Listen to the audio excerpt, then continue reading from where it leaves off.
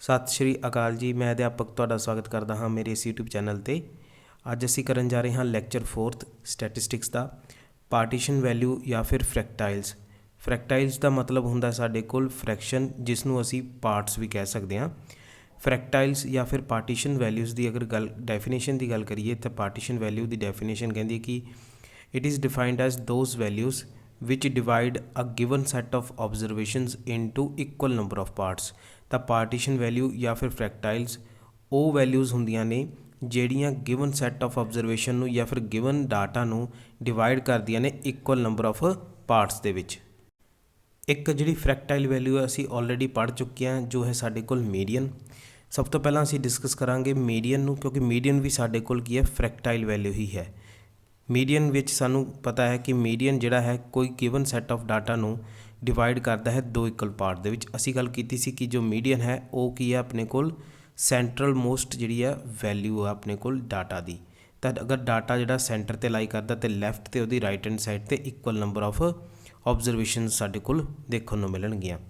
हुण जे असीं गल करिए जे डाटा दी, तो इस केस दे विच जदों फ्रैक्टाइल्स फाइंड आउट करांगे तो डाटा जिहड़ा है वो असी हमेशा इनक्रीजिंग ऑर्डर दे विच ही लिखना है। ये चीज़ तुसी जिहड़ी है ध्यान च रखनी है।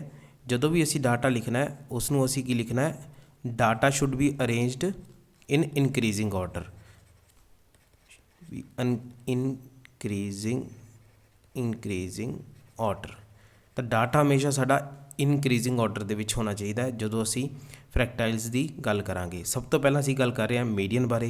तो साडे कोल फ्रैक्टाइल्स किहड़े-किहड़े ने? एक तो साडे कोल है मीडियन, सैकेंड है अपने कोल क्वार्टाइल्स, फिर साडे कोल है रजे डिसाइल्स, फिर साडे कोल है रजे परसेंटाइल्स। ये साडे कोल की ने? फ्रैक्टाइल्स ने या फिर पार्टीशन वैल्यूज़ ने। इन्हों एक एक करके जो असी डिस्कस करांगे। सब तो पहला असी डिस्कस किया मीडियन नूं। मीडियन दे विच असी सानूं पता गल कीती सी कि मीडियन जिहड़ा डिवाइड कर दिंदा है एक ग्रुप ऑफ डाटा नूं दो पार्ट्स दे विच। तो सपोज साडे कोल ये कोई असेंडिंग ऑर्डर दे विच इनक्रीजिंग ऑर्डर दे विच डाटा साडे कोल लिखिया होया है, जिसनूं असी डिवाइड कर दिता दो पार्ट्स दे विच। तो सेंट्रल वैल्यू साडे कोल की होवेगी? मीडियन होवेगी। इस तरफ जिहड़ी परसेंटेज होवेगी डाटा दी वो अपने कोल 50% होवेगी रजे। इस तरफ जो डाटा परसेंटेज होवेगी वो साडे कोल कितनी होवेगी? 50% होगी। तो असी कह सकते हैं कि जिहड़ा मीडियन है, मीडियन वो की करता है? डिवाइड करता है डाटा नूं, divides data in two parts. तो जिहड़ी मीडियन की वैल्यू होंदी है रजे वो हमेशा यूनीक होंदी है। मीन हो गया, मीडियन हो गया, असी गल कीती सी इन्हां दोनों की वैल्यू जिहड़ी होंदी है यूनीक होंदी है। किसी भी एक डाटा का एक तो वध मीडियन नहीं होवेगा, तो किसी भी डाटा का एक तो ज़्यादा जिहड़ा मीन भी नहीं हो सकता।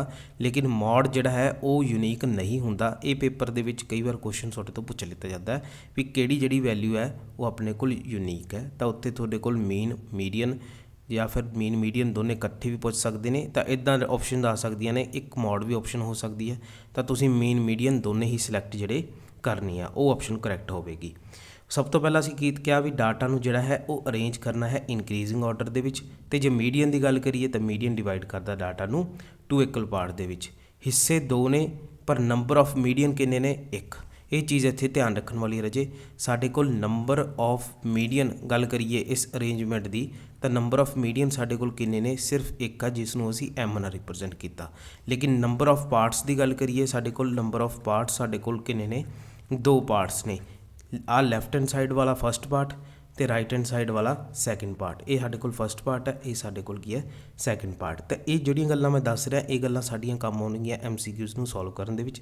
तुसीं इस चीज़ का जिहड़ा ध्यान रखना। अगर परसेंटेज ऑफ डाटा की गल करिए मीडियन दे विच, तो परसेंटेज ऑफ डाटा रजे साडे कोल हुंदा 100 divided by number of parts.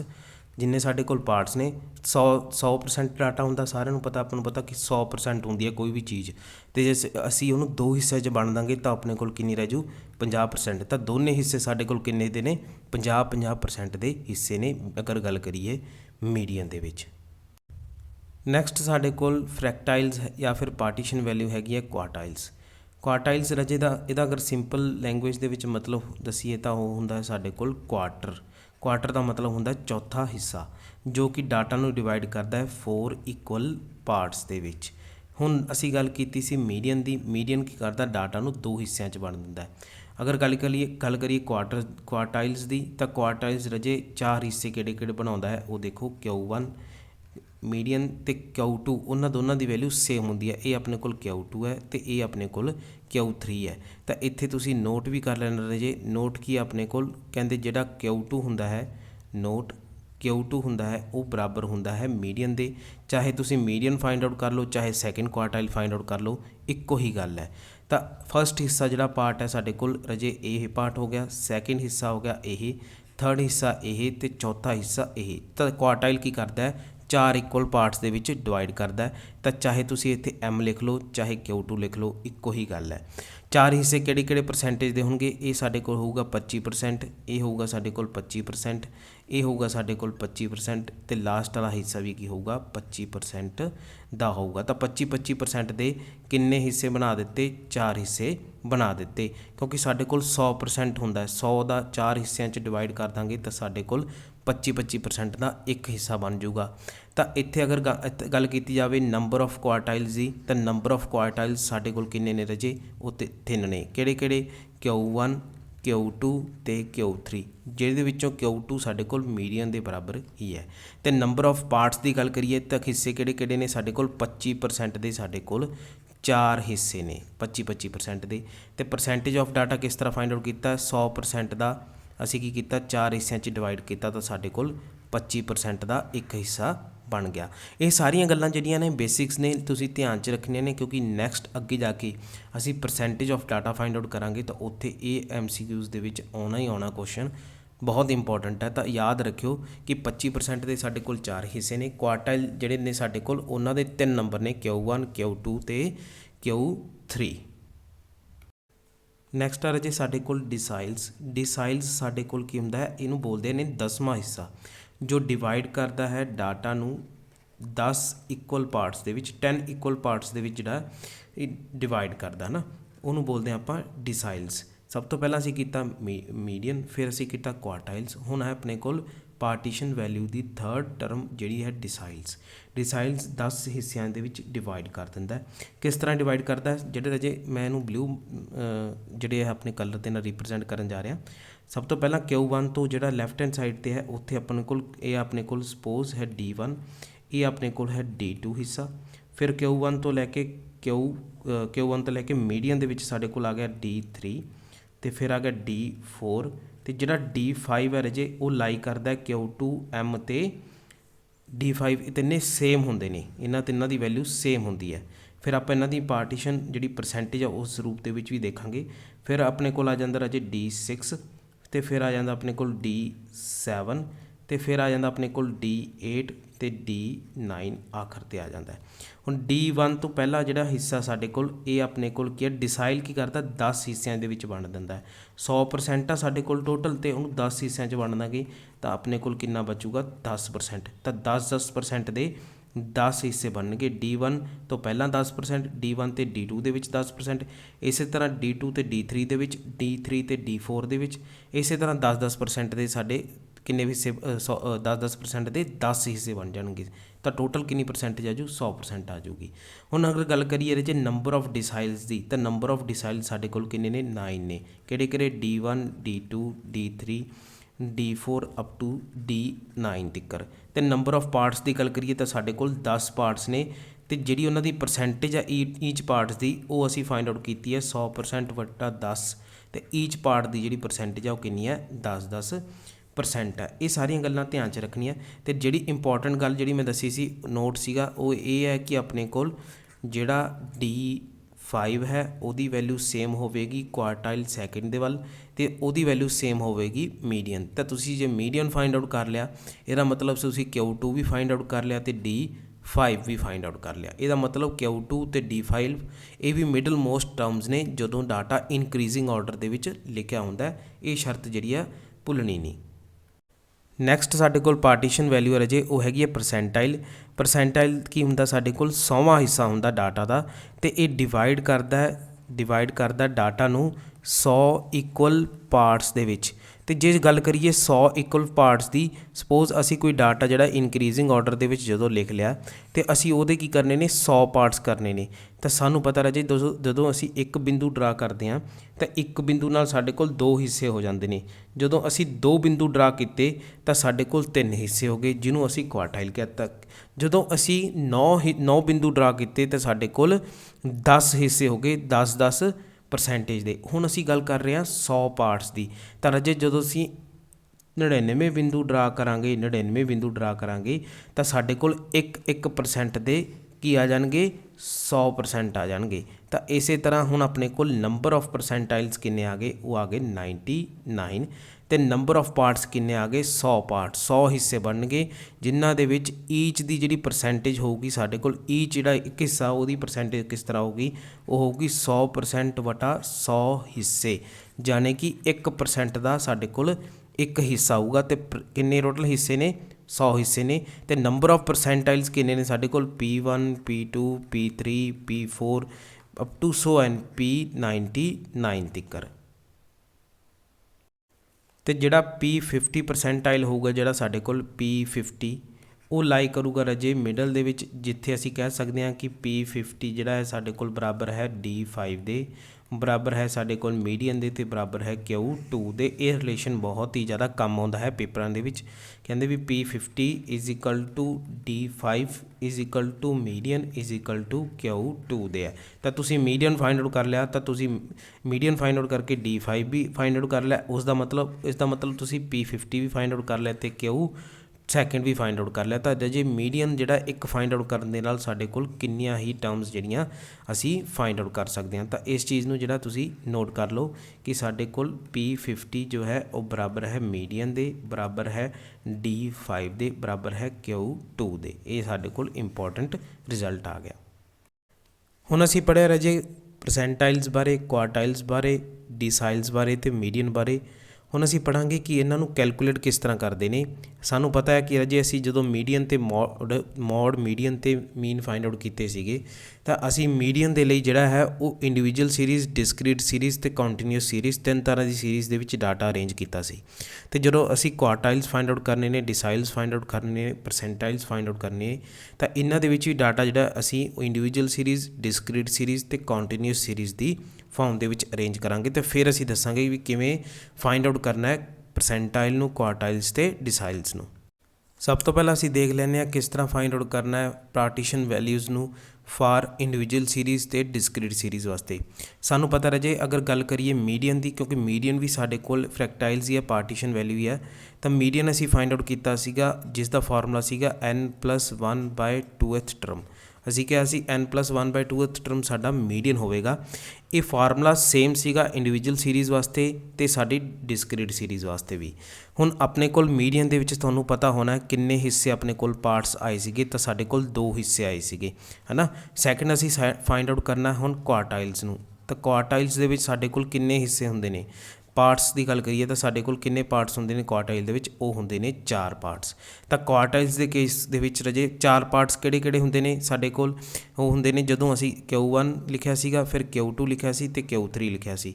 Q1 ਤੋਂ ਪਹਿਲਾਂ ਵਾਲਾ ਹਿੱਸਾ, Q1 ਤੇ Q2 ਵਾਲਾ ਹਿੱਸਾ, Q2 ਤੇ Q3 ਵਾਲਾ ਹਿੱਸਾ ਤੇ Q3 ਤੋਂ ਬਾਅਦ ਵਾਲਾ ਹਿੱਸਾ। ਇਸ ਤਰ੍ਹਾਂ ਅਸੀਂ ਜਿਹੜੇ ਇਹ 4 ਪਾਰਟਸ ਡਿਵਾਈਡ ਕੀਤੇ ਸੀਗੇ। ਤੇ ਨੰਬਰ ਆਫ ਕੁਆਰਟਾਈਲਸ ਕਿੰਨੇ ਸੀ ਸਾਡੇ ਕੋਲ, ਉਹ ਸੀਗੇ ਸਾਡੇ ਕੋਲ Q1 Q2 ਤੇ Q3।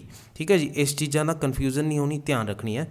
ਤਾਂ ਈਚ ਜਿਹੜਾ ਪਾਰਟ ਸੀਗਾ ਸਾਡੇ ਕੋਲ ਕਿੰਨੀ ਪਰਸੈਂਟੇਜ ਵਾਲਾ ਸੀਗਾ, ਉਹ ਸੀ 25% ਦਾ, 25% ਤੇ ਲਾਸਟ ਵਾਲਾ ਵੀ ਸਾਡੇ ਕੋਲ ਕੀ ਹੈ 25% ਹੀ ਹੈ। ਟੋਟਲ ਸਾਡੇ ਕੋਲ 100% ਦਾ ਬਣ ਗਿਆ ਸੀ ਟੋਟਲ, ਹੈ ਨਾ। ਕਿਉਂਕਿ 100% ਨੂੰ ਅਸੀਂ ਜਿਹੜਾ ਹੈ ਉਹ ਸੈਂਟਰ ਦੇ ਵਿੱਚ ਮੰਨ ਕੇ ਚੱਲਦੇ ਹਾਂ, ਉਹਦੇ ਅਰਾਊਂਡ ਹੀ ਅਸੀਂ ਸਾਰੀ ਵੈਲਿਊਜ਼ ਨੂੰ ਜਿਹੜੀ ਪਰਸੈਂਟੇਜ ਨੂੰ ਕੈਲਕੂਲੇਟ ਕਰਦੇ ਹਾਂ। ਚਲੋ ਜੀ, ਹੁਣ ਅਸੀਂ ਕੀ ਕਹਾਂਗੇ ਕੁਆਰਟਾਈਲਸ ਕਿਸ ਤਰ੍ਹਾਂ ਹੋਣਗੇ। ਕੁਆਰਟਾਈਲਸ ਹੋਣਗੇ ਜੀ ਸਾਡੇ ਕੋਲ n+1/4, ਕਿਉਂਕਿ 4 ਨੇ ਪਾਰਟਸ ਤਾਂ ਉਹਦੀ ਵੈਲਿਊ ਫਾਈਂਡ ਆਊਟ ਕਰ ਲੈਣੀ ਹੈ। ਲੇਕਿਨ ਸਾਨੂੰ ਪਤਾ ਨੰਬਰ ਆਫ ਕੁਆਰਟਾਈਲਸ ਸਾਡੇ ਕੋਲ Q1 Q2 Q3 ਨੇ, ਹੈ ਨਾ। ਤਾਂ Q1 ਵਾਸਤੇ ਅਗਰ ਫਾਈਂਡ ਆਊਟ ਕਰਨਾ ਹੈ ਕੁਆਰਟਾਈਲਸ, ਤਾਂ ਅਸੀਂ ਕੀ ਕਰਾਂਗੇ 1 ਨਾਲ ਮਲਟੀਪਲਾਈ ਕਰ ਦਾਂਗੇ n+1/4 ਨੂੰ। ਅਤੇ ਜੇ ਅਸੀਂ Q2 ਫਾਈਂਡ ਆਊਟ ਕਰਨਾ ਤਾਂ 2 ਨਾਲ ਮਲਟੀਪਲਾਈ ਕਰ ਦਾਂਗੇ n+1/4 ਨੂੰ।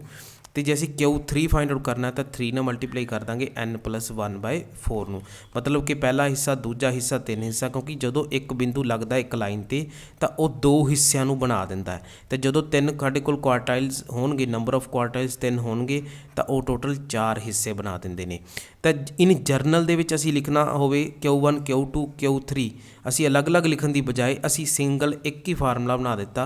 वो फार्मूला की सीगा कि रजे जदों असी क्वार्टाइल फाइंड आउट करना है तो असी उसनूं लिखांगे Q दे पैर दे विच K बराबर है K मल्टीप्लाई बाय n+1/4 तो साढ़े कोल K होगा 1 2 ते 3। जो K 1 है यदा मतलब तुसी फस्ट क्वार्टाइल फाइंड आउट करना है, जो K 2 आ तो मतलब तुसी सैकेंड क्वार्टाइल फाइंड आउट करना है, जो K 3 है तो तुसी थर्ड क्वार्टाइल फाइंड आउट करना है। ठीक है जी। थर्ड अपने कोल किहड़ा फार्मूला आऊगा डिसाइल्स का। तो डिसाइल्स दे विच साढ़े कोल किन्ने हिस्से हुंदे ने, तो डिसाइल्स दे विच रजे साढ़े कोल टोटल हिस्से हुंदे ने 10 हिस्से हुंदे ने। तो एक एक हिस्सा साढ़े कोल 10% का हुंदा है, टोटल साढ़े कोल 10 हिस्से हुंदे ने तो 100% साडा कंप्लीट इस तरह हुंदा है। हुण अगर गल करिए डिसाइल्स के फार्मूले की, उन्होंने असीं लिख सकते हाँ डी दे पैर विच K × n+1/10 दी TH वैल्यू है ना।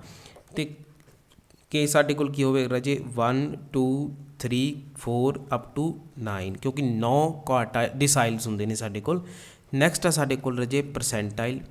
परसेंटाइल्स भी असी सिमिलरली सानू पता है परसेंटाइल्स दे विच किन्ने हिस्से हुंदे ने 100 हिस्से हुंदे ने ते एक हिस्सा 1% नूं रिप्रजेंट करदा, जिसनूं असी PK नाल रिप्रजेंट करांगे।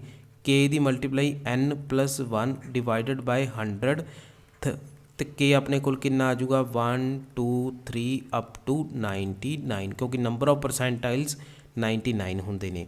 तो इदां रजे तुसी तुहानूं अगर कह दिता जाए कि फाइंड आउट करो फिफ्थ डिसाइल्स नूं, तो तुसी जिहड़ा फाइंड आउट कर सकते हो इन्हां फार्मूले की हैल्प दे नाल। असी हुण देखते हैं नैक्सट कि किस तरह जिहड़ा है कंटीन्यूअस सीरीज़ वास्ते असी इन्हां सारियां वैल्यूज़ नूं फाइंड आउट कर सकते हैं। लेकिन उस तो पहला एक एग्जाम्पल भी कर लैंदे आ जिहदे नाल तुहाडा जिहड़ा इंडिविजुअल सीरीज़ ते डिस्क्रीट सीरीज़ का कंसैप्ट होर भी क्लीयर हो जाए। एग्जाम्पल रजे कहते फाइंड आउट करो D3 नूं Q1 नूं P35 नूं फॉर द गिवन डाटा। सब तो पहला स्टैप की है कि डाटा नूं अरेंज करना है इनक्रीजिंग ऑर्डर दे विच। जदों डाटा इनक्रीजिंग ऑर्डर दे विच अरेंज हो गया तो असी D3 की जिहड़ी वैल्यू है वो फाइंड आउट कर सकते हैं थर्ड फार्मूले के अकॉर्डिंग। तो D3 साढ़े कोल किहदे बराबर आजू, वो आजू 3 × n+1/10। तो n+1/10 की गल करिए तो साढ़े कोल n जो है रजे वो है अपने कोल 10। तो D3 अपने कोल आ गया 3 × 11/10 दे, जो वैल्यू आ गई अपने कोल 33/10 तो 3.3 आ गया D3 की वैल्यू। हुण 3.3 नूं असी की लिख सकते हैं, असी मीडियन दे विच भी डिस्कस किया सी। 3.3 नूं असी लिख सकते हैं रजे 3 third term plus 0.3 fourth term minus third term दे। हुण असी आपदा जिहड़ा गिवन डाटा उच देखते हैं कि साडी थर्ड टर्म किहड़ी है, वो है अपने कोल 6 प्लस 0.3 फोर्थ टर्म साढ़े कोल किहड़ी है रजे, वो हैगी है 8 तो थर्ड टर्म साढ़े कोल किहड़ी है, वो हैगी है 6। तो आंसर कितना आ गया 6 + 0.3 × 2 आ गया। तो 6 + 0.6 आंसर आ गया अपने कोल 6.6 के इक्वल आ गया। तो इस तरह असी Q1 भी फाइंड आउट कर सकते हैं, इस तरह असी P35 भी फाइंड आउट कर सकते हैं। तुसी कमेंट बॉक्स दे विच मैनूं Q1 ते P35 दोनों की वैल्यू दसनी है। हुण असी पढ़िया राजे किस तरह असी इंडिविजुअल सीरीज़ ते डिस्क्रीट सीरीज़ वास्ते डिफरेंट पार्टीशन वैल्यूज़ नूं कैलकुलेट कर सकते हैं। नैक्सट साडे कोल सीरीज़ आ जिहड़ी कॉन्टीन्यूअस सीरीज़ है, किस तरह असी कॉन्टीन्यूअस सीरीज़ वास्ते डिफरेंट फ्रैक्टाइल्स या फिर पार्टीशन वैल्यूज़ नूं कैलकुलेट कर सकते हैं। सब तो पहला साडे कोल हैगा रजे मीडियन, कि मीडियन नूं फाइंड आउट करने लई सानूं पता है कॉन्टीन्यूअस सीरीज़ वास्ते फॉर्मूला है L + n/2 -c, जिसनूं असी क्यूमुलेटिव फ्रीक्वेंसी कहा सी डिवाइडेड बाय f साडे कोल फ्रीक्वेंसी सीगी मीडियन क्लास की। ये सारियां टर्म्स असी ऑलरेडी मीडियन वाले लैक्चर थर्ड दे विच डिस्कस किया सी। तो क्वार्टाइल्स जिहड़ा फाइंड आउट करना मीडियन जिहड़ा फाइंड आउट करना ईजी सीगा। हुण गल करिए क्वार्टाइल्स की कि क्वार्टाइल्स किस तरह फाइंड आउट करते हैं। तुसीं देखिया होना मीडियन दे विच मैं n दे नाल कुछ नहीं इत्थे यूज़ किया होया, 1 लग्या होया, क्योंकि साडे कोल नंबर ऑफ मीडियनस 1 होंदे ने।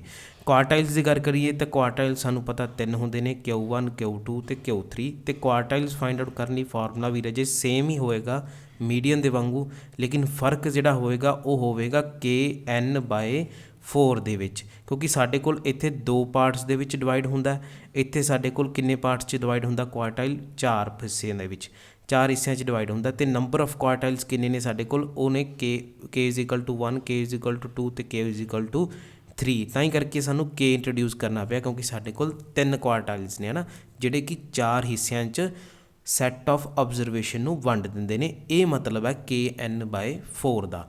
ਮਾਈਨਸ ਕਿਊਮੂਲੇਟਿਵ ਫ੍ਰੀਕੁਐਂਸੀ, ਅਤੇ ਇਹਨੂੰ ਡਿਵਾਈਡ ਕਰ ਦੇਣਾ ਅਸੀਂ ਫ੍ਰੀਕੁਐਂਸੀ। ਹੁਣ ਜਿਹੜੀ ਆਹ ਫ੍ਰੀਕੁਐਂਸੀ ਹੈ ਇਹ ਸਾਡੇ ਕੋਲ ਕੁਆਰਟਾਈਲ ਕਲਾਸ ਦੀ ਫ੍ਰੀਕੁਐਂਸੀ ਹੈ। ਜਿਵੇਂ ਮੀਡੀਅਨ ਦੇ ਵਿੱਚ ਮੀਡੀਅਨ ਕਲਾਸ ਦੀ ਫ੍ਰੀਕੁਐਂਸੀ ਹੈ, ਇਹ ਸਾਡੇ ਕੋਲ ਕੁਆਰਟਾਈਲ ਕਲਾਸ ਦੀ ਫ੍ਰੀਕੁਐਂਸੀ ਹੈ ਇਨਟੂ I, ਜਿਸ ਨੂੰ ਅਸੀਂ ਵਿਡਥ ਕਹਿੰਦੇ ਹਾਂ। ਇੱਥੇ K ਦੀ ਵੈਲਿਊ ਰਜੇ ਉਹ ਆਪਣੇ ਕੋਲ 1, 2 ਅਤੇ 3 ਹੋਵੇਗੀ। ਅਗਰ ਗੱਲ ਕਰੀਏ ਡਿਸਾਈਲਸ ਦੀ, ਤਾਂ ਡਿਸਾਈਲਸ ਦਾ ਫਾਰਮੂਲਾ ਵੀ ਸਾਡੇ ਕੋਲ L+KN/, ਹੁਣ ਇੱਥੇ 10 ਆ ਜਾਏਗਾ, ਕਿਉਂਕਿ 10 ਹਿੱਸਿਆਂ ਦੇ ਵਿੱਚ ਜਿਹੜਾ ਡਿਸਾਈਲ ਵੰਡਦਾ ਹੈ 10ਵਾਂ ਹਿੱਸਾ ਹੁੰਦਾ ਹੈ। ਡਿਵਾਈਡ ਕਰਾਂਗੇ ਸਾਨੂੰ ਇਹਨੂੰ F ਦੇ ਨਾਲ, ਅਤੇ ਮਲਟੀਪਲਾਈ ਕਰਾਂਗੇ I, ਅਤੇ ਸਾਡੇ ਕੋਲ K ਜਿਹੜਾ ਹੋਵੇਗਾ ਇੱਥੇ 1, 2, 3 ਅਪ ਟੂ 9, ਕਿਉਂਕਿ ਸਾਡੇ ਕੋਲ ਨੰਬਰ ਆਫ ਡਿਸਾਈਲਸ ਕਿੰਨੇ ਨੇ, 9 ਨੇ। ਪਰਸੈਂਟਾਈਲਸ ਦੀ ਗੱਲ ਕਰੀਏ ਤਾਂ ਫਾਰਮੂਲਾ ਆਵੇਗਾ L+KN/ ਸਾਡੇ ਕੋਲ 100 ਮਾਈਨਸ C, ਜਿਹਨੂੰ ਡਿਵਾਈਡ ਕਰਾਂਗੇ ਅਸੀਂ ਰਜੇ ਸਮਾਲ f ਦੇ ਨਾਲ, ਅਤੇ ਮਲਟੀਪਲਾਈ ਕਰਾਂਗੇ I ਦੇ ਨਾਲ। K ਦੀ ਜਿਹੜੀ ਵੈਲਿਊ ਹੈ ਸਾਡੇ ਕੋਲ ਉਹ ਹੋਵੇਗੀ ਰਜੇ 1, 2, 3 ਅਪ ਟੂ 99। ਤਾਂ ਇਹ ਫਾਰਮੂਲੇ ਸੀਗੇ ਸਾਡੇ ਕੋਲ ਮੀਡੀਅਨ, ਕੁਆਰਟਾਈਲ, ਡਿਸਾਈਲ ਅਤੇ ਪਰਸੈਂਟਾਈਲ ਦੇ ਕੰਟੀਨਿਊਅਸ ਸੀਰੀਜ਼ ਦੇ ਵਿੱਚ। ਇਹਦੀ ਵੀ ਇੱਕ ਐਗਜ਼ਾਮਪਲ ਲੈ ਕੇ ਅਸੀਂ ਦੇਖਦੇ ਹਾਂ ਕਿਸ ਤਰ੍ਹਾਂ ਇਹਨੂੰ ਸੋਲਵ ਕਰਨਾ ਹੈ। ਐਗਜ਼ਾਮਪਲ ਆ ਸਾਡੇ ਕੋਲ ਕੰਟੀਨਿਊਅਸ ਸੀਰੀਜ਼ ਦੀ, ਜਿਸ ਦੇ ਵਿੱਚ ਸਾਨੂੰ ਫ੍ਰੀਕੁਐਂਸੀ ਡਿਸਟਰੀਬਿਊਸ਼ਨ ਦੇ ਰੱਖੀ ਆ। ਤਾਂ ਇਹਦੀ ਹੈਲਪ ਦੇ ਨਾਲ ਅਸੀਂ ਫਾਈਂਡ ਆਊਟ ਕਰਾਂਗੇ ਕੁਆਰਟਾਈਲਸ ਨੂੰ, ਡਿਸਾਈਲਸ ਨੂੰ, ਪਰਸੈਂਟਾਈਲਸ ਅਤੇ ਮੀਡੀਅਨ ਨੂੰ। ਅਗਰ ਤੁਸੀਂ ਧਿਆਨ ਨਾਲ ਕਲਾਸ ਇੰਟਰਵਲ ਨੂੰ ਦੇਖੋ ਤਾਂ ਸਾਡੇ ਕੋਲ ਇੱਥੇ ਲਾਸਟ ਜੋ ਕਲਾਸ ਹੈ ਉੱਥੇ ਲਿਖਿਆ ਹੋਇਆ ਹੈ ਅਬਵ 40, ਮਤਲਬ 40 ਤੋਂ ਜ਼ਿਆਦਾ ਵਾਲੇ ਨੰਬਰਾਂ ਵਾਲੇ ਬੱਚੇ। ਤਾਂ 40 ਤੋਂ ਜ਼ਿਆਦਾ ਵਾਲੇ ਬੱਚੇ ਕਿੰਨੇ ਵੀ ਹੋ ਸਕਦੇ ਨੇ, ਇਹਦਾ ਮਤਲਬ ਇਹ ਆਪਣੇ ਕੋਲ ਹੈ ਓਪਨ ਐਂਡਡ ਸੀਰੀਜ਼। ਅਤੇ ਓਪਨ ਐਂਡਡ ਸੀਰੀਜ਼ ਦੇ ਵਿੱਚ ਅਸੀਂ ਕਿਹਾ ਸੀ ਇਹ ਮੀਨ ਜਿਹੜਾ ਕੈਲਕੂਲੇਟ ਨਹੀਂ ਹੋ ਸਕਦਾ, ਮੀਡੀਅਨ ਕੈਲਕੂਲੇਟ ਕਰ ਸਕਦੇ ਹਾਂ। ਓਪਨ ਐਂਡਡ ਸੀਰੀਜ਼ ਦੇ ਵਿੱਚ ਮੀਨ ਕਿਉਂ ਨਹੀਂ ਕੈਲਕੂਲੇਟ ਕਰ ਸਕਦੇ ਸੀ, ਕਿਉਂਕਿ ਅਸੀਂ ਮਿਡ ਪੁਆਇੰਟ ਫਾਈਂਡ ਆਊਟ ਕਰਦੇ ਹੁੰਦੇ ਸੀਗੇ ਜਦੋਂ ਕੰਟੀਨਿਊਅਸ ਸੀਰੀਜ਼ ਦੇ ਵਿੱਚ ਅਸੀਂ ਮੀਨ ਫਾਈਂਡ ਆਊਟ ਕੀਤਾ। ਪਰ ਜਦੋਂ ਅਬਵ 40 ਆ ਗਿਆ, ਅਤੇ ਅਬਵ 40 ਦਾ ਮਤਲਬ ਇਹ ਹੈ ਵੀ 40 ਤੋਂ ਵੱਧ ਵਾਲੀਆਂ ਟਰਮਸ, 40 ਤੋਂ ਵੱਧ 50 ਵੀ ਹੋ ਸਕਦਾ, 60 ਵੀ ਹੋ ਸਕਦਾ, 70 ਵੀ ਹੋ ਸਕਦਾ, 1000 ਵੀ ਹੋ ਸਕਦਾ, 2000 ਵੀ ਹੋ ਸਕਦਾ, ਕਿੰਨੀ ਵੀ ਟਰਮ ਜਿਹੜੀ ਹੋ ਸਕਦੀ ਹੈ। ਇਸ ਲਈ ਮਿਡ ਪੁਆਇੰਟ ਜਿਹੜਾ ਫਾਈਂਡ ਆਊਟ ਕਰਨਾ ਬੜਾ ਹੀ ਮੁਸ਼ਕਿਲ ਹੈ ਮੀਨ ਦੇ ਕੇਸ ਦੇ ਵਿੱਚ। ਇਸ ਲਈ ਮੀਨ ਜਿਹੜਾ ਕੈਲਕੂਲੇਟ ਨਹੀਂ ਕਰ ਸਕਦੀ ਸੀ ਅਸੀਂ ਜਦੋਂ ਕੰਟੀਨਿਊਅਸ ਸੀਰੀਜ਼ ਓਪਨ ਐਂਡਡ ਹੋਵੇ। ਅਤੇ ਹੁਣ ਮੀਡੀਅਨ ਦੀ ਗੱਲ ਕਰੀਏ ਤਾਂ ਮੀਡੀਅਨ ਫਾਈਂਡ ਆਊਟ ਕਰਨ ਲਈ ਸਭ ਤੋਂ ਪਹਿਲਾਂ ਅਸੀਂ ਫਾਈਂਡ ਆਊਟ ਕਰਦੇ ਹੁੰਦੇ ਸੀ ਸਟੈਪ 1 ਕੀ ਹੁੰਦਾ ਸੀ ਸਾਡਾ। ਸਟੈਪ 1 ਹੁੰਦਾ ਸੀ ਅਸੀਂ ਫਾਈਂਡ ਕਰਦੇ ਸੀ n/2th ਟਰਮ ਨੂੰ, ਅਤੇ ਜਿਹੜੀ n/2th ਟਰਮ ਹੁੰਦੀ ਸੀ ਉਹੀ ਸਾਡੀ ਮੀਡੀਅਨ ਕਲਾਸ ਇੰਟਰਵਲ ਵੀ ਹੁੰਦਾ ਸੀ। ਅਗਰ ਗੱਲ ਕਰੀਏ ਨੰਬਰ ਆਫ ਟਰਮਸ ਦੀ, ਤਾਂ ਸਭ ਤੋਂ ਪਹਿਲਾਂ ਸਾਨੂੰ ਫਾਈਂਡ ਆਊਟ ਕਰਨਾ ਪੈਣਾ ਕਿਊਮੂਲੇਟਿਵ ਫ੍ਰੀਕੁਐਂਸੀ ਨੂੰ। ਕਿਊਮੂਲੇਟਿਵ ਫ੍ਰੀਕੁਐਂਸੀ ਸਾਡੇ ਕੋਲ ਕਿੰਨੀ ਹੈ 5, 15, 35, 40, 50। ਤਾਂ ਸਾਨੂੰ ਇੱਥੋਂ ਪਤਾ ਲੱਗ ਗਿਆ ਵੀ ਨੰਬਰ ਆਫ ਟਰਮਸ ਕਿੰਨੀਆਂ ਨੇ ਸਾਡੇ ਕੋਲ 50 ਨੇ। 50/2 ਤਾਂ ਸਾਡੇ ਕੋਲ 25ਵੀਂ ਟਰਮ ਜਿਹੜੀ ਹੈ ਉਹ ਸਾਡੀ ਮੇਨ ਕਲਾਸ ਦੇ ਵਿੱਚ ਲਾਈ ਕਰਦੀ ਹੈ। 25ਵੀਂ ਟਰਮ ਫਾਈਂਡ ਕਿਸ ਤਰ੍ਹਾਂ ਕਰਾਂਗੇ, ਕਮੂਲੇਟਿਵ ਫ੍ਰੀਕੁਐਂਸੀ ਦੀ ਹੈਲਪ ਦੇ ਨਾਲ ਅਸੀਂ 25ਵੀਂ ਟਰਮ ਜਿਹੜੀ ਹੈ ਫਾਈਂਡ ਆਊਟ ਕਰਦੇ ਹੁੰਦੇ ਸੀ। ਹੁਣ ਇਹ ਜੋ 15 ਲਿਖਿਆ, ਇਹ 15 ਦਾ ਮਤਲਬ ਇਹ ਹੈ ਵੀ 6ਵੀਂ ਤੋਂ ਲੈ ਕੇ 15ਵੀਂ ਟਰਮ ਤੱਕ ਦੇ ਬੱਚੇ, ਜਾਂ 6ਵੀਂ ਤੋਂ ਲੈ ਕੇ 15ਵੇਂ ਬੈਂਚ ਦੇ ਬੱਚੇ ਉਹ ਬੱਚੇ ਨੇ ਜਿਨ੍ਹਾਂ ਦੇ 10 ਤੋਂ 20 ਦੇ ਵਿੱਚ ਨੰਬਰ ਆਏ ਨੇ। 35 ਦਾ ਕੀ ਮਤਲਬ ਹੈ, 35 ਦਾ ਮਤਲਬ ਹੈ 16 ਤੋਂ ਲੈ ਕੇ 35 ਜਿਹੜੇ 35 ਬੈਂਚ ਵਾਲੇ ਬੱਚੇ ਨੇ ਉਹਨਾਂ ਦੇ ਨੰਬਰ 20 ਤੋਂ 30 ਦੇ ਵਿੱਚ ਆਏ ਨੇ। ਤਾਂ ਆਪਣਾ ਕਿੰਨਵਾਂ ਬੈਂਚ ਹੈ, ਆਪਣਾ ਬੈਂਚ ਹੈ 25ਵਾਂ ਬੈਂਚ ਕਿਹੜੇ ਵਿੱਚ ਲਾਈ ਕਰੂਗਾ, ਉਹ ਲਾਈ ਕਰੂਗਾ ਇਸ ਕਲਾਸ ਇੰਟਰਵਲ ਦੇ ਵਿੱਚ 20 ਤੋਂ 30 ਵਾਲੀ ਕਲਾਸ ਇੰਟਰਵਲ ਦੇ ਵਿੱਚ। ਤਾਂ ਆਪਣੀ ਮੀਡੀਅਨ ਕਲਾਸ ਆਪਣੇ ਕੋਲ ਕਿੰਨੀ ਆ ਗਈ, ਮੀਡੀਅਨ ਕਲਾਸ ਅਸੀਂ ਲਿਖ ਰਹੇ ਹਾਂ ਸਾਡੇ ਕੋਲ ਆ ਗਈ 20 to 30 ਵਾਲੀ ਆ ਗਈ। ਅਤੇ ਮੀਡੀਅਨ ਫਾਈਂਡ ਆਊਟ ਕਰਨ ਵਾਸਤੇ ਸਾਡੇ ਕੋਲ ਬਾਕੀ ਟਰਮਸ ਕਿੰਨੀਆਂ ਆ ਗਈਆਂ। ਐਲ ਦੀ ਗੱਲ ਕਰੀਏ ਤਾਂ ਆਪਣੇ ਕੋਲ ਲੋਅਰ ਲਿਮਿਟ ਜਿਹੜੀ ਆ ਗਈ ਉਹ ਆ ਗਈ 20। ਆਈ ਦੀ ਗੱਲ ਕਰੀਏ ਤਾਂ ਰਜੇ ਜੋ ਵਿਡਥ ਹੈ ਉਹ ਆਪਣੇ ਕੋਲ ਕਿੰਨੀ ਆ ਗਈ 10 ਆ ਗਈ। ਅਤੇ n/2 ਅਸੀਂ ਕੈਲਕੂਲੇਟ ਕਰ ਲਿਆ, ਉਹ ਆ ਗਿਆ ਆਪਣੇ ਕੋਲ 25th ਟਰਮ ਜਿਹੜੀ ਆ ਗਈ। ਸੀ ਦੀ ਗੱਲ ਕਰੀਏ ਤਾਂ ਸੀ ਆਪਣੇ ਕੋਲ ਹੁੰਦੀ ਹੈ ਕਿਊਮੂਲੇਟਿਵ ਫ੍ਰੀਕੁਐਂਸੀ। ਕਿਊਮੂਲੇਟਿਵ ਫ੍ਰੀਕੁਐਂਸੀ ਉਹ ਫ੍ਰੀਕੁਐਂਸੀ ਹੁੰਦੀ ਹੈ ਜਿਹੜੀ ਮੀਡੀਅਨ ਕਲਾਸ ਤੋਂ ਪਹਿਲਾਂ ਵਾਲੀ ਹੋਵੇ। ਤਾਂ ਆਪਣੇ ਕੋਲ ਮੀਡੀਅਨ ਕਲਾਸ ਕਿਹੜੀ ਹੈ? ਮੀਡੀਅਨ ਕਲਾਸ ਆਪਣੇ ਕੋਲ 22 30 ਤੇ ਕਿਊਮੂਲੇਟਿਵ ਫ੍ਰੀਕੁਐਂਸੀ ਆਪਣੇ ਕੋਲ ਕਿੰਨੀ ਹੋਵੇਗੀ? ਉਹ ਹੋਵੇਗੀ 15। ਤੇ ਫ੍ਰੀਕੁਐਂਸੀ ਸਾਡੇ ਕੋਲ ਹੁੰਦੀ ਹੈ ਰਾਜੇ ਕਲਾਸ ਦੀ ਫ੍ਰੀਕੁਐਂਸੀ, ਜੋ ਮੀਡੀਅਨ ਕਲਾਸ ਹੈ ਉਹਦੀ ਆਪਣੀ ਫ੍ਰੀਕੁਐਂਸੀ ਸਾਡੇ ਕੋਲ ਸਮਾਲ f ਹੁੰਦੀ ਹੈ। ਤਾਂ ਆਪਣੇ ਕੋਲ ਆਹ ਸਾਰੀਆਂ ਵੈਲਿਊਜ਼ ਆ ਗਈਆਂ। ਇਹ ਸਾਰੀਆਂ ਵੈਲਿਊਜ਼ ਨੂੰ ਜਦੋਂ ਅਸੀਂ ਇਸ ਮੀਡੀਅਨ ਵਾਲੇ ਫਾਰਮੂਲੇ 'ਚ ਪੁੱਟ ਕਰਾਂਗੇ ਤਾਂ ਸਾਡੇ ਕੋਲ ਆਨਸਰ ਆ ਜਾਊਗਾ 25, ਜੋ ਮੈਂ ਡਾਇਰੈਕਟ ਲਿਖ ਰਿਹਾ। ਹੁਣ ਅਗਰ ਫਾਈਂਡ ਆਊਟ ਕਰਨਾ ਹੋਵੇ ਜੇ ਕੁਆਰਟਾਈਲਸ ਨੂੰ, ਤਾਂ ਮੀਡੀਅਨ ਤਾਂ ਅਸੀਂ ਸਿੱਖ ਲਿਆ ਸੀ, ਲੇਕਿਨ ਕੁਆਰਟਾਈਲਸ ਨੂੰ ਫਾਈਂਡ ਆਊਟ ਕਰਨਾ ਹੋਵੇ ਤਾਂ ਕੁਆਰਟਾਈਲਸ ਕਿਸ ਤਰ੍ਹਾਂ ਫਾਈਂਡ ਆਊਟ ਕਰਦੇ ਨੇ ਉਹ ਵੀ ਦੇਖ ਲੈਂਦੇ ਹਾਂ। ਇਸੇ ਸੇਮ ਕੁਐਸਚਨ ਦੇ ਲਈ ਅਸੀਂ ਕੁਆਰਟਾਈਲ ਫਾਈਂਡ ਆਊਟ ਕਰਨਾ ਹੋਵੇ, ਸਪੋਜ਼ ਸਾਨੂੰ ਕਹਿ ਦੇਣ ਕਿ Q1 ਫਾਈਂਡ ਆਊਟ ਕਰੋ, ਫਸਟ ਕੁਆਰਟਾਈਲ ਫਾਈਂਡ ਆਊਟ ਕਰੋ। ਤਾਂ ਫਸਟ ਕੁਆਰਟਾਈਲ ਫਾਈਂਡ ਆਊਟ ਕਰਨ ਲਈ ਸਜੇ ਸਾਨੂੰ ਪਤਾ ਅਸੀਂ ਫਾਰਮੂਲਾ ਕੀ ਯੂਜ਼ ਕਰਾਂਗੇ? Q1 ਹੈ ਨਾ, Q1 ਯੂਜ਼ ਕਰਾਂਗੇ। ਇੱਥੇ K ਦੀ ਜਗ੍ਹਾ 'ਤੇ 1 ਪੁੱਟ ਕਰਾਂਗੇ। ਅਤੇ ਆਪਣੇ ਕੋਲ ਜਿਹੜਾ ਆਹ ਟਰਮ ਹੈ ਜਿੱਥੋਂ ਅਸੀਂ ਕੁਆਰਟਾਈਲ ਕਲਾਸ ਪਤਾ ਕਰਨੀ ਹੈ, ਕਿਉਂਕਿ ਸਾਡਾ ਸਟੈਪ 1 ਕੀ ਹੈ? ਅਸੀਂ KN/2 ਨੂੰ ਜਿਹੜਾ ਫਾਈਂਡ ਆਊਟ ਕਰ ਲੈਣਾ। ਮੈਂ ਇੱਥੇ ਲਿਖ ਰਿਹਾ KN/2। ਹੁਣ ਅਸੀਂ ਫਾਈਂਡ ਆਊਟ ਕੀ ਕਰ ਰਹੇ ਹਾਂ? ਕੁਆਰਟਾਈਲਸ। ਪਹਿਲਾਂ ਕੀ ਫਾਈਂਡ ਆਊਟ ਕਰ ਰਹੇ ਸੀ? ਮੀਡੀਅਨ ਵੇਲੇ ਕੇਸ ਦੇ ਵਿੱਚ ਅਸੀਂ N/2 ਯੂਜ਼ ਕੀਤਾ ਸੀ, ਅਤੇ ਕੁਆਰਟਾਈਲਸ ਫਾਈਂਡ ਆਊਟ ਕਰਨ ਦੇ ਕੇਸ ਦੇ ਵਿੱਚ ਅਸੀਂ ਯੂਜ਼ ਕਰਾਂਗੇ KN/4 ਨੂੰ। ਤਾਂ KN/4 ਦਾ ਮਤਲਬ ਆਪਣੇ ਕੋਲ 50 ਕਿੰਨਾ ਆ ਗਿਆ ਰਾਜੇ? 50 ਆ ਗਿਆ ਆਪਣੇ ਕੋਲ 4। K ਦੀ ਵੈਲਿਊ ਕਿੰਨੀ ਹੈ? 1, ਉਹ ਮੈਂ ਬਾਹਰ ਲਿਖ ਲਈ।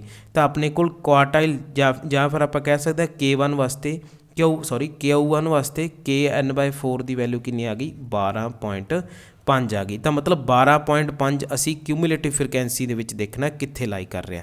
ਤਾਂ 12.5 ਜਿਹੜਾ ਸਾਡਾ ਲਾਈ ਕਰੂਗਾ ਰਾਜੇ, ਉਹ ਲਾਈ ਕਰੂਗਾ ਇਸ ਕਲਾਸ ਇੰਟਰਵਲ ਦੇ ਵਿੱਚ। ਇਸ ਦੇ ਵਿੱਚ ਕਿਸ ਤਰ੍ਹਾਂ ਲਾਈ ਕਰੂਗਾ? 15 ਦਾ ਕੀ ਮਤਲਬ ਦੱਸਿਆ ਸੀ? 15 ਦਾ ਮਤਲਬ ਦੱਸਿਆ ਸੀ ਵੀ 6 ਤੋਂ ਲੈ ਕੇ 15 ਬੈਂਚਾਂ ਦੇ ਉੱਤੇ ਉਹ ਬੱਚੇ ਬੈਠਣਗੇ ਜਿਨ੍ਹਾਂ ਦੇ ਨੰਬਰ 10 ਤੋਂ ਲੈ ਕੇ 20 ਦੇ ਵਿੱਚ ਨੇ। ਤਾਂ ਆਪਣਾ ਬੈਂਚ ਨੰਬਰ ਕਿੰਨਾ? 12.5। ਮਤਲਬ 12.5 ਦਾ ਮਤਲਬ ਅੱਧਾ 12 'ਚ ਜਾ ਰਿਹਾ ਬੱਚਾ, ਅੱਧਾ 13 'ਚ ਜਾ ਰਿਹਾ। ਇਸ ਤਰ੍ਹਾਂ ਸਮਝ ਲੈਂਦੇ ਹਾਂ ਕਿ 12 ਅਤੇ 13 ਦਾ ਵਿਚਾਲੇ ਬੈਠ ਰਿਹਾ। ਇਸ ਨੂੰ 12.5 ਕਹਿ ਲਾਂਗੇ ਨਾ, ਕਿ ਇੱਥੇ ਬੈਠ ਗਿਆ। ਛੋਟਾ ਜਿਹਾ ਬੱਚਾ ਸੀ ਅਤੇ ਉਹਨੂੰ 12.5 'ਤੇ ਬਿਠਾਤਾ ਖੁਸ਼ ਕਰਨ ਵਾਸਤੇ। ਚਲੋ ਜੀ, ਹੁਣ ਅੱਗੇ ਦੇਖਦੇ ਹਾਂ। ਆਪਣੇ ਕੋਲ ਆ ਵੈਲਿਊ ਕਲਾਸ, ਆਪਣੇ ਕੋਲ ਕੁਆਰਟਾਈਲ ਕਲਾਸ ਤਾਂ ਆ ਗਈ। ਕੁਆਰਟਾਈਲ ਕਲਾਸ ਆ ਗਈ ਸਾਡੀ 10 ਤੋਂ ਲੈ ਕੇ 20 ਤੱਕ। ਅਤੇ ਕੁਆਰਟਾਈਲ ਕਲਾਸ ਦੇ ਵਿੱਚ ਸਾਡੇ ਕੋਲ L ਦੀ ਵੈਲਿਊ ਕਿੰਨੀ ਆ ਗਈ? L ਆ ਗਈ 10। I ਆ ਗਿਆ ਆਪਣੇ ਕੋਲ ਰਾਜੇ 10। ਨੈਕਸਟ ਅਸੀਂ ਫਾਈਂਡ ਆਊਟ ਕਰਾਂਗੇ ਸਮਾਲ f ਮਤਲਬ ਫ੍ਰੀਕੁਐਂਸੀ ਆਫ ਦੈਟ ਕਲਾਸ, ਉਹ ਵੀ ਆਪਣੇ ਕੋਲ 10 ਆ ਗਈ। ਅਤੇ ਕਮੂਲੇਟਿਵ ਫ੍ਰੀਕੁਐਂਸੀ ਸਾਡੇ ਕੋਲ ਕਿੰਨੀ ਆ ਗਈ? ਉਹ ਆ ਗਈ ਆਪਣੇ ਕੋਲ 5 ਆ ਗਈ। ਅਤੇ ਕਿਹੜੀ ਟਰਮ ਬਚ ਗਈ ਸਾਡੇ ਕੋਲ? ਸਾਰੀਆਂ ਟਰਮਸ ਆਪਣੇ ਕੋਲ ਹੋ ਗਈਆਂ। ਜਦੋਂ ਇਹ ਸਾਰੀਆਂ ਟਰਮਸ ਤੁਸੀਂ ਇਸ ਫਾਰਮੂਲੇ ਵਿੱਚ ਭਰੋਗੇ, ਇਸ ਫਾਰਮੂਲੇ ਵਿੱਚ, ਤਾਂ ਤੁਹਾਡੇ ਕੋਲ Q1 ਜਿਹੜਾ ਆ ਜਾਊਗਾ ਉਹ ਬਰਾਬਰ ਆ ਜਾਊਗਾ L ਯਾਨੀ ਕਿ 10 ਪਲੱਸ KN/4 ਦਾ ਮਤਲਬ 12.5 ਮਾਈਨਸ ਕਿਊਮੂਲੇਟਿਵ ਫ੍ਰੀਕੁਐਂਸੀ ਆਪਣੇ ਕੋਲ ਕਿੰਨੀ ਹੈ? 5 ਹੈ। ਡਿਵਾਈਡ ਕਰ ਦਾਂਗੇ ਆਪਣਾ ਸਮਾਲ f ਜੋ ਕਿ ਆਪਣੇ ਕੋਲ 10 ਹੈ, ਇੰਟੂ ਕਰ ਦਾਂਗੇ 10 ਦੇ, ਤਾਂ ਤੁਹਾਡੇ ਕੋਲ ਆਨਸਰ ਆ ਜਾਊਗਾ Q1 ਦੀ ਵੈਲਿਊ ਦਾ।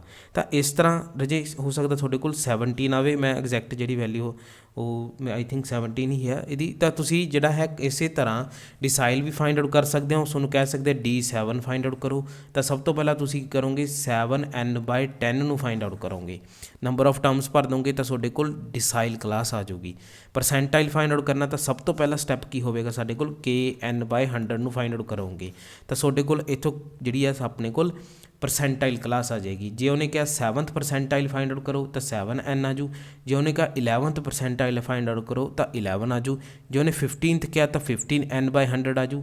ਤਾਂ ਇਹ ਇੱਥੋਂ ਆਪਣੇ ਕੋਲ ਪਰਸੈਂਟਾਈਲ ਕਲਾਸ ਆ ਜੂਗੀ। ਅਤੇ ਜਦੋਂ ਪਰਸੈਂਟਾਈਲ ਕਲਾਸ ਆ ਗਈ ਤਾਂ ਬਾਕੀ ਜਿਹੜੀ L, I ਅਤੇ F ਅਤੇ C ਇਹ ਵੈਲਿਊ ਤੁਹਾਡੇ ਕੋਲ ਈਜ਼ਲੀ ਫਾਈਂਡ ਆਊਟ ਹੋ ਜਾਣਗੀਆਂ ਇਸ ਜਿਹੜੀ ਹੈ ਫ੍ਰੀਕੁਐਂਸੀ ਡਿਸਟਰੀਬਿਊਸ਼ਨ ਤੋਂ ਦੇਖ ਕੇ। ਤਾਂ ਇਸ ਤਰ੍ਹਾਂ ਬੜਾ ਹੀ ਈਜ਼ੀ ਮੈਥਡ ਹੈ ਜਿਨ੍ਹਾਂ ਦੇ ਨਾਲ ਅਸੀਂ ਫਾਈਂਡ ਆਊਟ ਕਰ ਸਕਦੇ ਹਾਂ ਡਿਫਰੈਂਟ ਫਰੈਕਟਾਈਲਸ ਨੂੰ ਕੰਟੀਨਿਊਸ ਸੀਰੀਜ਼ ਦੇ ਵਿੱਚ ਅਤੇ ਡਿਸਕ੍ਰੀਟ ਅਤੇ ਇੰਡੀਵਿਜੂਅਲ ਸੀਰੀਜ਼ ਦੇ ਵਿੱਚ। ਰਾਜੇ ਕੋਈ ਵੀ ਡਾਊਟ ਹੋਵੇ ਆਪਣਾ ਕਮੈਂਟ ਬਾਕਸ ਦੇ ਵਿੱਚ ਜ਼ਰੂਰ ਦੱਸੋ। ਅਤੇ ਅਗਰ ਤੁਹਾਨੂੰ ਡਾਊਟ ਹੈ ਕੋਈ ਵੀ ਕੁਐਸਚਨਸ ਦੇ ਵਿੱਚ, MCQs ਦੇ ਵਿੱਚ, ਤਾਂ ਮੈਨੂੰ ਜਿਹੜਾ WhatsApp ਦੇ ਉੱਪਰ ਕੁਐਸਚਨ ਜਿਹੜਾ ਲਿਖ ਕੇ ਭੇਜ ਦਿਓ ਕਿ ਸਰ ਸਾਨੂੰ ਇਸ ਕੁਐਸਚਨ ਦੇ ਵਿੱਚ ਡਾਊਟ ਹੈ। ਤਾਂ ਤੁਹਾਡੇ ਡਾਊਟਸ ਜਿਹੜੇ ਨੇ ਇਸ ਲਈ ਮੈਂ ਅਲੱਗ ਤੋਂ WhatsApp ਗਰੁੱਪ ਬਣਾਇਆ ਸੀ ਡਾਊਟ ਕਲਾਸਿਸ ਲਈ, ਤਾਂ ਉੱਥੇ ਡਾਊਟ ਤੁਸੀਂ ਆਪਣੇ ਪੁੱਛ ਸਕਦੇ ਹੋ। ਹਾਂਜੀ ਸਟੂਡੈਂਟਸ, ਤਾਂ ਅਸੀਂ ਕਰ ਰਹੇ ਹਾਂ ਲੈਕਚਰ 4th ਸਟੈਟਿਸਟਿਕਸ ਦਾ। ਹੁਣ ਅਸੀਂ ਕਰਨਾ ਹੈ ਪਰਸੈਂਟੇਜ ਆਫ ਡਾਟਾ ਬਿਟਵੀਨ 2 ਫਰੈਕਟਾਈਲਸ। 2 ਫਰੈਕਟਾਈਲਸ ਦੇ ਵਿੱਚ ਪਰਸੈਂਟੇਜ ਆਫ ਡਾਟਾ ਜੇ ਫਾਈਂਡ ਆਊਟ ਕਰਨੀ ਹੋਵੇ ਤਾਂ ਕਿਸ ਤਰ੍ਹਾਂ ਫਾਈਂਡ ਆਊਟ ਕਰ ਸਕਦੇ ਹਾਂ। ਅਸੀਂ क्विक रिवाइंड कर ਲੈਂਦੇ ਹਾਂ। ਰਾਈਟ हैंड साइड ਤੇ ਤੁਹਾਡੇ ਕੋਲ ਬਾਕਸ ਬਣਿਆ ਹੋਵੇਗਾ, ਉਸ 'ਚ ਮੈਂ ਜੋ ਅਸੀਂ ਹੁਣ ਤੱਕ ਪੜ੍ਹਿਆ ਉਹ ਲਿਖਿਆ ਕਿ number of median, number of quartiles, number of deciles ਤੇ ਪਰਸੈਂਟਾਈਲਸ ਅਸੀਂ ਫਾਈਂਡ ਆਊਟ ਕੀਤੇ। ਤੇ ਅਸੀਂ ਕਿਹਾ ਵੀ ਮੀਡੀਅਨ ਦੇ 50% ਦੇ ਦੋ ਹਿੱਸੇ ਬਣ ਕੇ ਇੱਕ ਮੀਡੀਅਨ ਬਣਦਾ ਹੈ ਨਾ। ਇੱਕ ਮੀਡੀਅਨ ਨਾ ਆਪਣੇ ਕੋਲ, ਨੰਬਰ ਆਫ ਮੀਡੀਅਨ ਤਾਂ ਇੱਕ ਨੇ, ਤਾਂ 50% ਦੇ ਦੋ ਹਿੱਸੇ ਬਣ ਕੇ ਆਪਣੇ ਕੋਲ ਇੱਕ ਮੀਡੀਅਨ ਬਣਦਾ ਹੈ। 25% ਦੇ 4 ਹਿੱਸੇ ਬਣ ਕੇ 3 ਆਪਣੇ ਕੋਲ ਕੁਆਰਟਾਈਲਸ ਬਣਦੇ ਨੇ। 10% ਦੇ 10 ਹਿੱਸੇ ਬਣ ਕੇ 9 ਡਿਸਾਈਲਸ ਬਣਦੇ ਨੇ ਅਤੇ 1% ਦੇ 100 ਹਿੱਸੇ ਬਣ ਕੇ 99 ਪਰਸੈਂਟਾਈਲਸ ਬਣਦੇ ਨੇ। ਹੁਣ ਸਾਡੇ ਕੋਲ ਕਹਿੰਦੇ ਫਾਈਂਡ ਕਰੋ percentage of data between Q3 ਅਤੇ D5। ਕਹਿਣ ਦਾ ਮਤਲਬ ਹੈ ਕਿ Q3 ਅਤੇ D5 ਦੇ ਵਿੱਚ ਇਹਨਾਂ ਦੇ ਵਿੱਚ ਜਿਹੜਾ ਪਰਸੈਂਟੇਜ ਆਫ ਡਾਟਾ ਹੈ ਉਹ ਅਸੀਂ ਦੱਸਣਾ ਹੈ। ਇਸ ਨੂੰ ਇਸ ਤਰ੍ਹਾਂ ਵੀ ਕਹਿ ਸਕਦੇ ਹਾਂ ਕਿ Q3% ਨੂੰ ਮਾਈਨਸ ਕਰਾਂਗੇ D5% ਦੇ ਨਾਲ, ਅਤੇ ਸਾਨੂੰ ਪਤਾ ਲੱਗ ਜਾਏਗਾ ਵੀ ਇਹਨਾਂ ਦੋਨਾਂ ਦੇ ਵਿੱਚ ਕਿੰਨੇ % ਆਫ ਡਾਟਾ ਹੈਗਾ ਗਾ। ਅਤੇ ਰਾਜੇ ਇਸ ਨੂੰ ਅਸੀਂ ਮੋਡੂਲਸ ਦੇ ਵਿੱਚ ਲਿਖ ਦਿੰਦੇ ਹੁੰਦੇ ਹਾਂ, ਕਿਉਂਕਿ ਮੋਡੂਲਸ ਦੇ ਵਿੱਚ ਸਾਨੂੰ ਪਤਾ ਹੈ ਪਰਸੈਂਟੇਜ ਜਿਹੜੀ ਆ ਉਹ ਨੈਗੇਟਿਵ ਨਹੀਂ ਹੋਣੀ, ਇਸੇ ਕਰਕੇ ਅਸੀਂ ਮੋਡੂਲਸ ਦੀ ਯੂਜ਼ ਕਰਦੇ ਹਾਂ। ਇਹ ਤਾਂ ਅਸੀਂ ਆਪਣਾ ਫਾਰਮੂਲਾ ਕਿਸ ਤਰ੍ਹਾਂ ਬਣੂਗਾ ਉਸ 'ਤੇ ਵੀ ਆਵਾਂਗੇ, ਲੇਕਿਨ ਪਹਿਲਾਂ ਡਾਇਗਰਾਮ ਦੇ ਥਰੂ ਸਮਝ ਲਈਏ। ਪਹਿਲਾਂ ਆਪਾਂ ਜਰਨਲ ਵੇ ਦੇ ਨਾਲ ਸਮਝਦੇ ਹਾਂ। ਤਾਂ ਕਹਿੰਦੇ find the percentile of data between Q3 and D5। ਤਾਂ ਸਭ ਤੋਂ ਪਹਿਲਾਂ ਅਗਰ ਪਰਸੈਂਟੇਜ ਆਫ ਡਾਟਾ Q3 ਦੀ ਗੱਲ ਕੀਤੀ ਜਾਵੇ ਤਾਂ Q3 the percentage of data ਕਿਸ ਤਰ੍ਹਾਂ ਫਾਈਂਡ ਆਊਟ ਕਰ ਸਕਦੇ ਹਾਂ। ਸਾਨੂੰ ਪਤਾ Q1 ਤੋਂ ਪਹਿਲਾਂ ਕਿੰਨਾ % ਹੋਵੇਗਾ, 25%, ਅਤੇ Q2 ਤੋਂ Q1 ਦੇ ਵਿੱਚ ਸਾਡੇ ਕੋਲ ਕਿੰਨਾ % ਹੋਵੇਗਾ, 25%। Q2 ਤੋਂ ਲੈ ਕੇ Q3 ਤੱਕ ਸਾਡੇ ਕੋਲ 25%, ਅਤੇ Q3 ਤੋਂ ਲੈ ਕੇ ਬਾਅਦ ਤੱਕ 25% ਹੋਵੇਗਾ। ਇਸ ਤਰ੍ਹਾਂ ਅਸੀਂ 4 ਹਿੱਸੇ ਬਣਾਏ ਸੀ 25% ਦੇ। ਹੁਣ ਇਹ ਕਹਿੰਦੇ ਰਹੇ ਜੇ ਪਰਸੈਂਟੇਜ ਆਫ ਡਾਟਾ ਦੱਸੋ Q3 ਵਾਸਤੇ, ਇਹਦੇ ਵਾਸਤੇ ਦੱਸੋ ਵੀ ਇਹਦੇ ਤੱਕ ਪਹੁੰਚਦੇ ਹੋਏ ਸਾਡੇ ਕੋਲ ਕਿੰਨਾ ਡਾਟਾ ਇਕੱਠਾ ਹੋ ਗਿਆ, ਉਹਦੀ ਪਰਸੈਂਟੇਜ ਦੱਸੋ। ਤਾਂ ਸਾਡੇ ਕੋਲ ਡਾਟਾ ਜਿਹੜਾ ਇਕੱਠਾ ਹੋ ਗਿਆ ਉਹ ਇਕੱਠਾ ਹੋ ਗਿਆ 75%, ਜਾਂ ਫਿਰ ਅਸੀਂ ਕਹਿ ਸਕਦੇ ਹਾਂ 3 × 25% ਡਾਟਾ ਸਾਡੇ ਕੋਲ ਇਕੱਠਾ ਹੋ ਗਿਆ, ਕਿਉਂਕਿ ਅਸੀਂ Q3 ਦਾ ਫਾਈਂਡ ਆਊਟ ਕਰਨਾ ਸੀਗਾ। ਇਸੇ ਕਰਕੇ 3 ਜਿਹਦਾ ਫਾਈਂਡ ਆਊਟ ਕਰਨਾ, ਜਿਹੜੇ ਨੰਬਰ ਦਾ ਫਾਈਂਡ ਆਊਟ ਕਰਨਾ ਅਤੇ ਉਹਨੂੰ ਮਲਟੀਪਲਾਈ ਕਰ ਦੇਣਾ ਹੈ ਪਰਸੈਂਟੇਜ ਹਿੱਸੇ ਦੇ ਨਾਲ। ਠੀਕ ਹੈ ਜੀ। ਹੁਣ ਅਗਰ ਗੱਲ ਕਰੀਏ D5, ਤਾਂ D5 ਨੂੰ ਅਗਰ ਅਸੀਂ ਡਾਇਗਰਾਮ ਤੋਂ ਕੱਢਣਾ ਹੋਵੇ ਤਾਂ ਡਾਇਗਰਾਮ ਤੋਂ ਵੀ ਕੱਢ ਸਕਦੇ, ਲੇਕਿਨ ਅਜੇ ਇਹ ਸਾਡਾ ਟਾਈਮ ਬਹੁਤ ਯੂਟੀਲਾਈਜ਼ ਹੋ ਜਾਏਗਾ। ਇਸੇ ਕਰਕੇ ਜਿਹੜਾ ਫਾਰਮੂਲਾ ਹੈ ਉਹ ਫਾਰਮੂਲਾ ਤੁਸੀਂ ਯਾਦ ਰੱਖਣਾ ਹੈ। ਜਦੋਂ ਵੀ ਤੁਹਾਨੂੰ ਕਿਸੇ ਵੀ ਫਰੈਕਟਾਈਲਸ ਦੀ ਜੇਕਰ ਪਰਸੈਂਟੇਜ ਡਾਟਾ ਫਾਈਂਡ ਆਊਟ ਕਰਨੀ ਹੋਵੇ ਉਹਨਾਂ ਵਿੱਚ, ਤਾਂ ਕਿਵੇਂ ਫਾਈਂਡ ਆਊਟ ਕੀਤੀ ਜਾ ਸਕਦੀ ਹੈ ਉਹਦਾ ਜਿਹੜਾ ਅਸੀਂ ਸਿੱਖ ਲੈਂਦੇ ਹਾਂ ਫਾਰਮੂਲਾ ਕਿਵੇਂ ਬਣਾਉਣਾ ਹੈ। ਸਭ ਤੋਂ ਪਹਿਲਾਂ ਸਾਨੂੰ Q3 ਅਤੇ D5 ਦਾ ਜਿਹੜਾ ਪਰਸੈਂਟੇਜ ਡਿਫਰੈਂਟ ਫਾਈਂਡ ਆਊਟ ਕਰਨ ਲਈ ਕਿਹਾ ਗਿਆ ਡਾਟਾ ਦਾ, ਹੈ ਨਾ। ਤਾਂ ਇਸ ਨੂੰ ਮੈਂ ਲਿਖੂੰਗਾ ਰਾਜੇ, ਸਭ ਤੋਂ ਪਹਿਲਾਂ ਮੋਡੂਲਸ ਲਗਾਵਾਂਗੇ, ਪਰਸੈਂਟੇਜ ਲਗਾਵਾਂਗੇ। ਸਟੈਪ 1 ਸਾਡੇ ਕੋਲ ਮੋਡੂਲਸ ਹੋਊਗਾ। ਫਿਰ ਮੈਂ ਕਹੂੰਗਾ ਵੀ Q3 ਦਾ ਡਾਟਾ ਪਰਸੈਂਟੇਜ ਕਿਵੇਂ ਫਾਈਂਡ ਆਊਟ ਕਰਨਾ ਹੈ। ਜੇ 3 ਦਾ ਫਾਈਂਡ ਆਊਟ ਕਰਨਾ ਹੈ, Q3 ਦਾ ਫਾਈਂਡ ਆਊਟ ਕਰਨਾ ਤਾਂ 3 ਮਲਟੀਪਲਾਈ ਬਾਏ ਜਿੰਨਾ ਉਹ ਹਿੱਸਾ ਬਣਾਉਂਦਾ ਹੈ, ਕੁਆਰਟਾਈਲ ਹਿੱਸਾ ਬਣਾਉਂਦਾ 25% ਦਾ, 25% ਦੇ ਉਹਦੇ ਨਾਲ ਮਲਟੀਪਲਾਈ ਕਰ ਦੇਣਾ। ਅਤੇ ਇਹਨੂੰ ਆਪਾਂ ਥੋੜ੍ਹਾ ਜਿਹਾ ਵੱਡਾ ਲਿਖ ਲਈਏ ਅਤੇ ਮਾਈਨਸ ਕਰ ਦੇਣਾ ਰਾਜੇ। ਹੁਣ D5 'ਤੇ ਆ ਗਏ। D5 ਮਤਲਬ D5 ਦੀ ਗੱਲ ਕਰੀਏ ਤਾਂ 5ਵੇਂ ਨੰਬਰ ਵਾਲਾ ਡਿਸਾਈਲ, ਅਤੇ ਡਿਸਾਈਲ ਸਾਨੂੰ ਪਤਾ ਕਿੰਨੇ ਹਿੱਸੇ ਬਣਾਉਂਦਾ ਹੈ। ਡਿਸਾਈਲ ਰਾਜੇ ਹਿੱਸੇ ਬਣਾਉਂਦਾ 10% ਦੇ, ਤਾਂ 10%। ਤਾਂ ਸਾਡੇ ਕੋਲ ਕਿੰਨਾ ਆ ਗਿਆ, 75 - 50%, ਤਾਂ ਡਾਟਾ ਆਪਣੇ ਕੋਲ ਕਿੰਨਾ ਆ ਗਿਆ ਰਾਜੇ 25% ਆ ਗਿਆ। ਤਾਂ 25% ਸਾਡੇ ਕੋਲ ਕੀ ਹੈ data between Q3 and D5। ਹੁਣ ਇੱਕ ਐਗਜ਼ਾਮਪਲ ਹੋਰ ਲੈ ਲੈਂਦੇ ਹਾਂ, ਕੁਝ ਹੋਰ ਐਗਜ਼ਾਮਪਲ ਦੇਖ ਲੈਂਦੇ ਹਾਂ ਤਾਂ ਕਿ ਸਾਨੂੰ ਕੰਸੈਪਟ ਜਿਹੜਾ ਹੋਰ ਵੀ ਸਮਝ ਆ ਜਾਏ। ਤਾਂ ਰਾਜੇ ਕਹਿੰਦੇ ਫਾਈਂਡ ਕਰੋ percentage of data between D2 ਅਤੇ P15 ਦੇ ਵਿੱਚ। ਤਾਂ ਜਦੋਂ ਪਰਸੈਂਟੇਜ ਫਾਈਂਡ ਆਊਟ ਕਰਨੀ ਹੈ ਡਾਟਾ ਦੀ, ਤਾਂ ਸਭ ਤੋਂ ਪਹਿਲਾਂ ਮੋਡੂਲਸ ਲਿਖ ਲੈਣਾ ਅਤੇ ਬਾਹਰ ਪਰਸੈਂਟੇਜ ਲਿਖ ਲੈਣੀ ਹੈ। ਹੁਣ ਅਗਰ ਗੱਲ ਕਰੀਏ D2 ਦੀ, ਤਾਂ ਸਭ ਤੋਂ ਪਹਿਲਾਂ ਜਿਹੜਾ ਨੰਬਰ ਫਾਈਂਡ ਆਊਟ ਕਰਨਾ ਉਹਨੂੰ ਲਿਖ ਲੈਣਾ। ਫਿਰ ਦੇਖਣਾ ਵੀ D ਕਿੰਨੇ ਹਿੱਸੇ ਪਾਉਂਦਾ, D ਮਤਲਬ ਡਿਸਾਈਲ, ਤਾਂ ਇਹ ਹਿੱਸੇ ਬਣਾਉਂਦਾ 10% ਦੇ। ਪਰਸੈਂਟੇਜ ਫਾਈਂਡ ਆਊਟ ਕਰਨੀ ਹੈ ਨਾ, ਤਾਂ ਪਰਸੈਂਟੇਜ ਵਾਲਾ ਪਾਰਟ ਦੇਖਿਆ ਕਰੋ। ਹੁਣ ਇੱਧਰ ਆ ਜਾਓ, ਡਿਸਾਈਲ ਕਿੰਨੇ % ਬਣਾਉਂਦਾ, 10% ਦੇ 10 ਹਿੱਸੇ ਬਣਾਉਂਦਾ। ਅਤੇ ਜਦੋਂ ਪਰਸੈਂਟੇਜ ਫਾਈਂਡ ਆਊਟ ਕਰਨੀ ਹੈ ਤਾਂ ਪਰਸੈਂਟੇਜ ਵਾਲਾ ਪਾਰਟ ਦੇਖਿਆ ਕਰੋ। ਜਦੋਂ ਅਸੀਂ ਫਾਈਂਡ ਆਊਟ ਕੀਤਾ ਸੀ last D3 D2 individual series 'ਤੇ ਆਪਣੇ ਡਿਸਕ੍ਰੀਟ ਸੀਰੀਜ਼ ਵਾਸਤੇ ਜਾਂ ਫਿਰ ਕੰਟੀਨਿਊਸ ਸੀਰੀਜ਼ ਵਾਸਤੇ, ਉੱਥੇ ਨੰਬਰ ਆਫ ਕੁਆਰਟਾਈਲਸ ਜਿਹੜੇ ਨੇ ਡਿਪੈਂਡ ਕਰਦੇ ਸੀਗੇ। ਆਪਾਂ ਕਿਹਾ ਸੀਗਾ ਕਿ ਨੰਬਰ ਆਫ ਕੁਆਰਟਾਈਲਸ ਵਾਸਤੇ ਜਿਹੜੀ n ਦੀ ਵੈਲਿਊ n+1 ਬਾਏ ਅਸੀਂ ਕੀ ਲਿੱਤਾ ਸੀਗਾ, ਕਿੰਨੇ ਹਿੱਸੇ ਬਣਾਉਂਦਾ ਕੁਆਰਟਾਈਲਸ ਆਪਾਂ ਨੂੰ ਪਤਾ ਹੈ 4 ਹਿੱਸੇ ਬਣਾਉਂਦਾ, ਤਾਂ 4 ਲਿਖਿਆ ਸੀਗਾ ਅਤੇ ਨਾਲ ਅਸੀਂ k ਨੂੰ ਮਲਟੀਪਲਾਈ ਕਰਤਾ ਸੀ। ਉੱਥੇ ਅਸੀਂ ਨੰਬਰਸ ਨੂੰ ਦੇਖਿਆ ਸੀ, ਹਿੱਸਿਆਂ ਨੂੰ ਦੇਖਿਆ ਸੀ। ਇੱਥੇ ਅਸੀਂ ਪਰਸੈਂਟੇਜ ਨੂੰ ਦੇਖਣਾ ਹੈ, ਤਾਂ ਪਰਸੈਂਟੇਜ ਆਪਾਂ ਨੂੰ ਪਤਾ ਡਿਸਾਈਲ 10% ਦਾ ਹਿੱਸਾ ਪਾਉਂਦਾ, ਇੱਕ ਡਿਸਾਈਲ ਦੀ ਗੱਲ ਕਰ ਰਹੇ ਹਾਂ। 25% ਦਾ ਹਿੱਸਾ ਪਾਉਂਦਾ ਕੁਆਰਟਾਈਲ, ਅਤੇ ਮੀਡੀਅਨ ਪਾਉਂਦਾ 50% ਦਾ ਹਿੱਸਾ, ਅਤੇ ਪਰਸੈਂਟਾਈਲ ਪਾਉਂਦਾ 1% ਦਾ ਹਿੱਸਾ। ਤਾਂ ਇਹ ਕਨਫਿਊਜ਼ਨ ਜਿਹੜੀ ਆ ਉਹ ਨਹੀਂ ਰੱਖਣੀ। ਨੈਕਸਟ ਸਾਡੇ ਕੋਲ ਕੁਐਸਚਨ 'ਤੇ ਵਾਪਸ ਆਉਂਦੇ ਹਾਂ, ਤਾਂ ਸਾਡੇ ਕੋਲ D2 ਵਾਸਤੇ ਅਸੀਂ ਕੀ ਲਿਖਾਂਗੇ, ਸੈਕਿੰਡ ਡਿਸਾਈਲ ਦਾ 10% ਕਿਉਂਕਿ 10% ਦੇ ਹਿੱਸੇ ਬਣਾਉਂਦਾ ਡਿਸਾਈਲ, ਤਾਂ 2 × 10% ਮਾਈਨਸ ਹੁਣ P15 ਦਾ ਫਾਈਂਡ ਆਊਟ ਕਰਨਾ ਹੈ, ਤਾਂ 15 × ਪਰਸੈਂਟਾਈਲ ਕਿੰਨੇ ਹਿੱਸੇ ਬਣਾਉਂਦਾ, ਉਹ ਬਣਾਉਂਦਾ 1% ਦੇ ਹਿੱਸੇ, ਅਤੇ ਇਹਨਾਂ ਦਾ ਕੀ ਕਰ ਦੇਣਾ ਮੋਡੂਲਸ, ਹੈ ਨਾ। ਆਪਣੇ ਕੋਲ ਆਨਸਰ ਆ ਜਾਊਗਾ ਰਾਜੇ 20 - 15 ਮੋਡੂਲਸ ਲਿਖ ਦੇਣਾ। ਪਰਸੈਂਟੇਜ ਕਿੰਨਾ ਆ ਗਿਆ 5% ਆ ਗਿਆ। ਇਹਨਾਂ ਦੋਨਾਂ ਵਿੱਚ ਜਿਹੜਾ ਡਿਫਰੈਂਸ ਹੈ percentage of data the. Next ਸਾਡੇ ਕੋਲ Q1 ਅਤੇ ਮੀਡੀਅਨ ਦੇ ਵਿੱਚ, ਹੁਣ ਇਹਦੇ ਵਿੱਚ ਕਿਸ ਤਰ੍ਹਾਂ ਫਾਈਂਡ ਆਊਟ ਕਰਾਂਗੇ। Q1 ਦੇ ਵਿੱਚ ਸਾਨੂੰ ਪਤਾ ਇੱਕ ਕੁਆਰਟਾਈਲ ਦਾ ਪਤਾ ਕਰਨਾ ਹੈ, ਤਾਂ 1 ਦੀ ਮਲਟੀਪਲਾਈ ਕਰ ਦਾਂਗੇ। ਕੁਆਰਟਾਈਲ ਸਾਡੇ ਕੋਲ ਕਿੰਨੇ % ਦਾ ਹਿੱਸਾ ਪਾਉਂਦਾ, 25 ਦਾ, ਮਾਈਨਸ ਕਰ ਦਾਂਗੇ ਮੀਡੀਅਨ ਦਾ। ਮੀਡੀਅਨ ਤਾਂ ਸਾਡੇ ਕੋਲ ਇੱਕ ਹੀ ਹੁੰਦਾ, ਤਾਂ 1 ਹੀ ਆਊਗਾ। ਇੱਥੇ M1 ਲਿਖ ਲਓ ਜਾਂ M ਲਿਖ ਲਓ, ਇੱਕੋ ਹੀ ਗੱਲ ਹੈ, ਕਿਉਂਕਿ ਮੀਡੀਅਨ ਤਾਂ 1 ਹੀ ਹੁੰਦਾ। ਅਤੇ ਕਿੰਨੇ % ਦਾ ਯੋਗਦਾਨ ਪਾਉਂਦਾ ਇਹ 50% ਦੇ 2 ਸਾਡੇ ਕੋਲ ਮੀਡੀਅਨ ਯੋਗਦਾਨ ਪਾਉਂਦੇ ਨੇ। ਤਾਂ ਬਾਹਰ ਕੀ ਲਿਖ ਦੇਣਾ ਪਰਸੈਂਟੇਜ, ਤਾਂ ਸਾਡੇ ਕੋਲ ਆ ਗਿਆ ਰਾਜੇ 25 - 50। ਹੁਣ ਦੇਖੋ ਨੈਗੇਟਿਵ 'ਚ ਆਉਣੀ ਸੀ ਵੈਲਿਊ, ਲੇਕਿਨ ਨੈਗੇਟਿਵ ਨਹੀਂ ਆਉਂਦੀ, ਤਾਂ ਆਪਣੇ ਕੋਲ ਕਿੰਨਾ ਆ ਗਿਆ 25% ਆ ਗਿਆ। ਇਹਨਾਂ ਦੋਨਾਂ ਵਿੱਚ ਪਰਸੈਂਟੇਜ ਆਫ ਡਾਟਾ ਅਗਰ Q1 ਅਤੇ M ਦੀ ਗੱਲ ਕਰੀਏ।